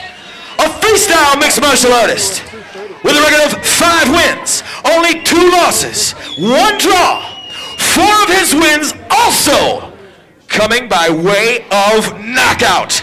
Training under the likes of James Gray and Steve Kemper for Team Scorpion Fight Systems from Escanaba, Michigan.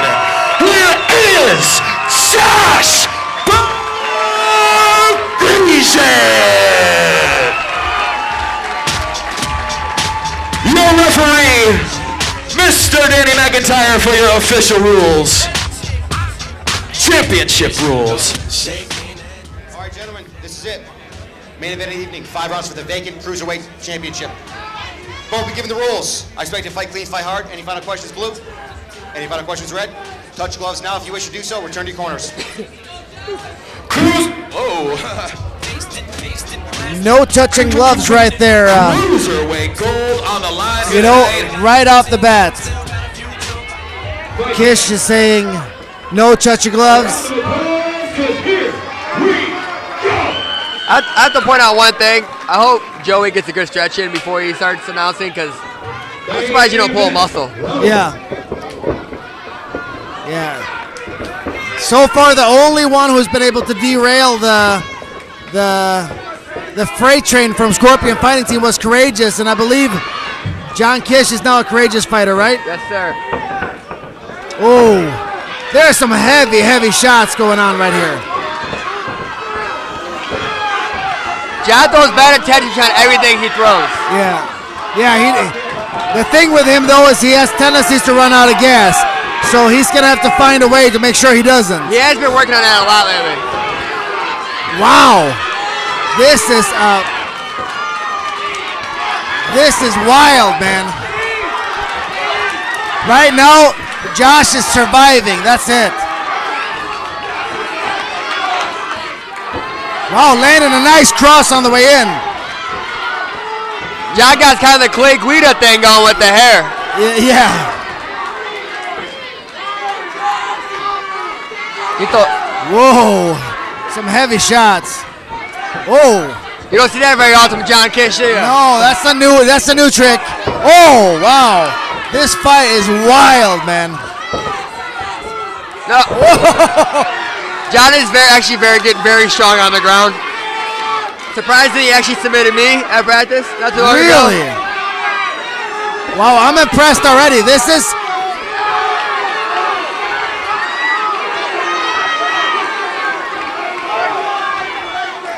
John's got to be careful here, though, so he doesn't end up on his back, because that is the weaker part of his game. Absolutely. He cannot get to his back. He needs to remain on top. That is his game. Whoa, up kick, landed. Very nice. Shook Kish.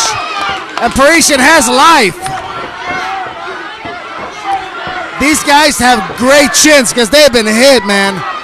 You gotta watch out for that overhand left from John Kish. Yeah. I'm telling you, that thing has meanness behind it. That one? Oh, wow. I don't know, Harley. I don't know. It might be over soon. I don't know. If Josh can survive, though, at some point, you have to get tired from throwing all those heavy punches. Nice lands. Whoa! Whoa! Uh-oh! Wow! Wow, wow, wow. Short time. Short time. Back ASAP.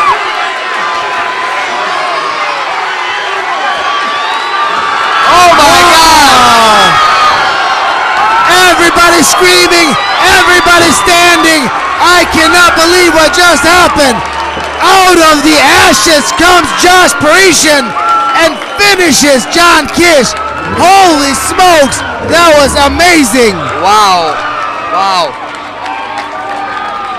He dug deep down right there. That shows you the heart of the Scorpion fighting system fighters right there. Holy crap, that was amazing. You know what? Sometimes being great conditioned and surviving, being tough, and just capitalizing when you get the opportunity. That really paid off. His condition paid off for him right there. Wow.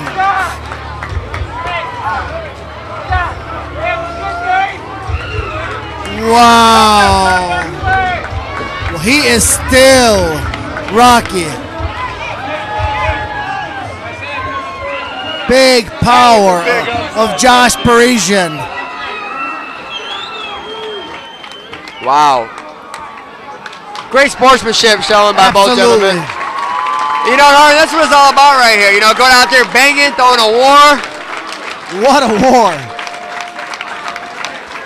Wow, what a fight. Nateki coming back from the dead. And now Josh Parisian. What an event.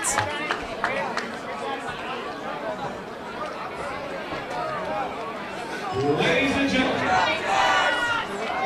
after 2 minutes and 52 seconds, in the very first round, the young winner,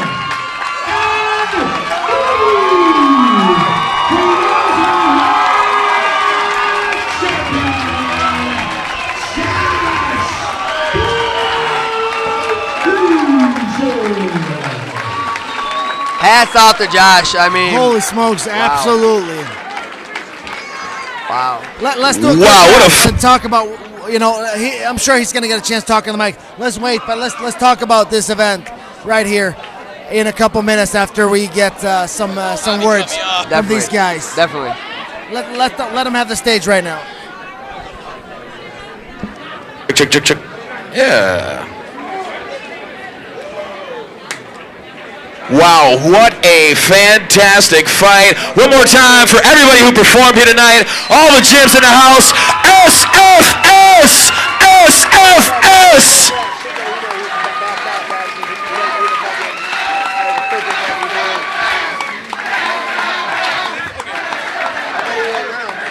I'll tell you what, everybody performed phenomenally. You were also an excellent crowd. A round of applause for Mr. Kish one time. Great job. An incredible card put together by Mr. Michael Pettinelli, Norbert Pastor, and Jeff Pittock. Sir. I'd like to thank everybody for coming. It was an honor for WXC and its team to work with SFS to making this happen. I'm thankful for our champions with SFS. They're a great group of guys. If you're ever thinking about training, you should look these guys up. They're obviously breeding champions. If anybody wants to party, the bar stops here, but the restaurant bar is open. They got food, they got beer, and I'm sure they got specials. So please enjoy everything that 59 West has to offer. They've treated us very well tonight, and I'm sure they're going to keep going all the way till 2 in the morning. So Again, I'd like to thank everybody for enjoying the show and the fans tuning in at home, which I'm told we've had quite a few, so I'm excited about that. Please keep up to date with our next shows. I'm sure we'll see Wojo back in the cage in January, a couple others. So, again, thank you very much, and everyone drive safely. There it is. We are here in the winner's circle tonight, Mr. Parisian. Cruiserweight gold goes around your waist. I was sitting next to a young man who is a cage hand here. His name's Seth, and it was at the end of the round. He saw you get that last punch, and he said he caught him. He caught him. So, sir, take the mic. The night is yours. Congratulations.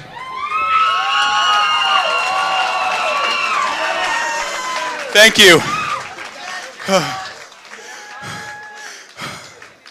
I have so many people to thank tonight, so if you could just bear with me for this long speech. My best friend, Mike Wojciechowski. Nobody believes me more than Mike. That's my best friend right there. Steve Wiedekemper, my striking coach. He works out of town for weeks at a time. He doesn't get to see his family very much, but he still finds the time to come work with me for fights, and I appreciate it more than he'll ever know. I'd like to thank my friend Jessica Blaney, always being there for me, and then my number one fan in the world, my grandma.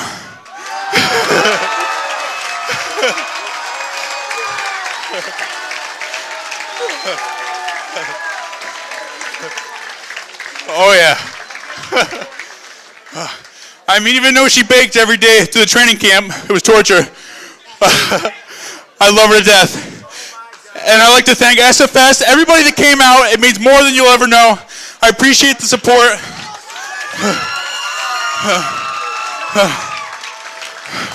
And Mr. James Gray. Thank you.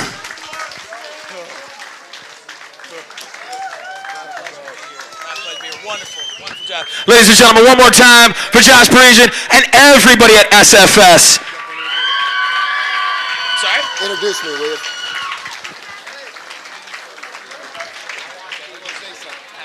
At this time, I would like to welcome to center cage Mr. James Gray Sr. You've heard the name James Gray all night long. Trained under James Gray. Trained under James Gray. Well, this is where it all comes from right here. Senior, sir, please. Celebrating is going on in the cage. We're going to close out tonight's show, and you know what? Amazing event. Truly was. Some of the fights that really stuck out tonight. Let's talk about them. Let's talk about our last fight. John Kish, Josh Parisian. The whole fight was going in the favor of John Kish until one heavy shot hit him, sent him going backwards, and then it was just a continuous, relentless closing and finishing of the fight by Josh Parisian, stealing that fight, coming back out of the ashes. Amazing finish. Definitely. I mean, that's what shows you what cardio does to you. You know what I'm saying? Have good cardio. I mean, I don't know how much was cardio, how much was heart. I think it has a lot to do with both. I think it was both too. Most guys wouldn't survive that. Most guys would quit. And, then we're talking about the girl fight or the women's fight. Might have been one of the best amateur MMA women fights I've ever seen. Definitely in my top 3 for sure. So, I mean, that was amazing. Yeah, it was. And again, Amanda Bobby Jones, or Bobby Cooper, Amanda Bobby Cooper, definitely winning that fight in high regard. And man, oh man, that was an awesome fight. And then the super fight between Corey Cuppy and David Evans was everything we could have asked for. I mean, that was lightning. Everything I expected. I mean, both the fighters showed up. They showed up in shape. I mean, kudos to Corey. Kudos, to David. But wow. Yeah, I think, and it's funny too, because I remember when you said, I wonder if he knew how close to the cage he was when he went to his back. And I would venture to say, if he was going to do that, he would not have gone back to his back. Oh, I think he was very comfortable on his back because he had so many submission attempts. And then we're looking at the other super fight with Wojo and Destin Allen. Awesome fight. The title qualifier between Humphrey and Nateki. That was amazing fight. Anthony coming out, catching a submission with 2 seconds left, hyperextending the elbow of Daryl Humphrey. Awesome fight. All around, we had a great night of fights. I mean, exciting. I mean, I hope everybody at the home got a great night. I had a great time with you tonight, Harley. That was awesome. Absolutely. Hope First time, hopefully not the last. Oh, hopefully not, sir. Harley? All right, thanks a lot. For Harley the Swede Wallen, this is Drew all day, Murray. We'll see you on the flip side. See you later. We're going to go in the ring right now with our promoter, Jeff Pittock.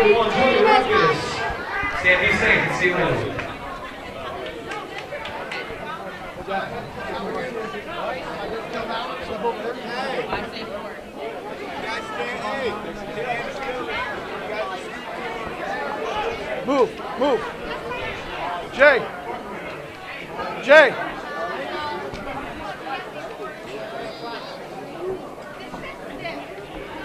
You know, Joey, obviously, what do you think? Well, it's like James Gray had just mentioned to us. I'm absolutely speechless. We told you, fight fans, that it was going to be. Here we go. And all right, 3, here we go. 2, sound 1. check. 1, 2, 1, 2. Way to go, Jason. Good thing this is pay-per-view and we can do whatever the hell we want. We can do whatever we want. So, Jeff, you just asked me what I think about the night, and I wanted to say, just like James Gray had mentioned in his speech, at a loss for words. We're all speechless here. SFS almost cleaned house completely, finished off with a record of 12-1 throughout the night. We told you at the beginning of the evening it was going to be an intense, exciting event for fights, and we had exactly that, Jeff. Incredible. Oh, man. I'm exhausted. I know the staff is exhausted. Tonight was phenomenal. Sold-out crowd, packed-out house. If somebody farted, everybody smelled it. It was that good a show, I'm telling you. So, you know, Joey, I'm glad that it went down the way it did tonight. Getting back to our main event, man, did it look like it was in Kish's favor? It was in Kish's favor all the way to that Hail Mary punch out of the middle of nowhere, sent him flying across the cage for Parisian to close that shit up, nail in the coffin. I'm telling you. Couldn't have said it any better. There were 8 seconds left in the first round, in a round that was truly dominated by Kish. He came out so hungry. He was so hard-working in the cage, and I know Matchmaker Mike has been training with him on a regular basis. Courageous. You got to give it up to Courageous. Give it up for Courageous MMA, no questions asked. They did an incredible job in coming in here, but it was SFS all night long. No, and then we got to give it up to Tracy and Bobby. Oh, Lord almighty, them women are something fantastic. Tracy holding out for 3 strong felt rounds, back and forth. And you know what? First girl I've ever seen with sorry to put my pun on, the cojones to stand up there with Bobby and trade punches. It was, I mean, fans at home, you got to love it. I'm telling you, it was exciting. You know, and then you're looking at David Evans. My God, I thought he was going to break his arm in the first round. In the first 10 seconds of the fight. Oh, my God. I thought it was going down. Before we touch on Evans, I did want to say something about the females as well. Those straight rights were coming off of Tracy. We have not seen the last of her with Warrior Extreme. Hats off and congratulations to Bobby Cooper. Always an amazing fighter, someone that we really love to see. And now we were talking about Evans. And Cuppy. Wow. Cuppy, again, dominating that first round, coming out strong, coming out heavy hitting, feeling good. And Evans just proving what he's trained to do, and that is give you hope. Yeah, exactly. Give you hope. Exactly. You had hope that you were going to take Evans out. Trained by James Lee, phenomenal UFC fighter. I mean, my God, courageous. I mean, courageous and FSF producing champions. I'm telling you, all around. Yeah, I completely agree. Producing champions. You're going to see a lot of these guys go to a professional level. Their skills already showcase signs of that. I want to give a almighty awesome congratulations to Mr. David Evans, truly one of my favorite fighters to watch, and now known as the best 170er in the state. Seriously. Not well known. You know, and then Kaylee Cutler, girl fight. You know, the newcomer, her opponent, oh my God, I thought she was going to get her neck snapped in that belly to back suplex. That suplex, oh my Lord, that looked good. I tell you what, I hope the fans are satisfied with what they've seen. I know the fans here in the building were. There wasn't one fight nobody was standing. I got to say that. An electric crowd here in Highland, Michigan. Highland, baby. For Warrior Extreme Cage Fighting 41, entitled SFS versus the World. In I which tell it you was. what, I think it goes to say, World didn't stand a chance. World didn't stand a chance. They were a bad team tonight. Congratulations to Mr. Got James to give up Vanderbilt. to Mike Pettinelli. Yes. Partner, matchmaker. Oh. He had a lot to deal with. Who's and if Mike Pettinelli? This guy right here. Pettinelli putting together an absolutely fantastic card. He always kills it. Truly the best matchmaker in the state, if you ask me. Good. Yes. Thank you. I appreciate that. Right on. Honestly, I actually tried to match this card up the best I could. SFS. A few fights early, I had reserves I used, but I got to say, man, they deserved all the victories they got. 3 comebacks, I didn't think they were going to win. I mean, hats off to them. No question. You're going out 12-1, right? 12-1. 12-1 for the night. 12-1.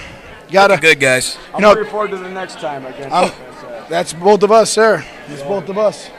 Good job, bro. Wonderful. Got to give it up. It's a tight-knit team around here. Get with WXC or get lost. That's what the new motto is, I guess. I think everybody around here can understand and enjoy that we do bring fascinating mixed martial arts amateur style.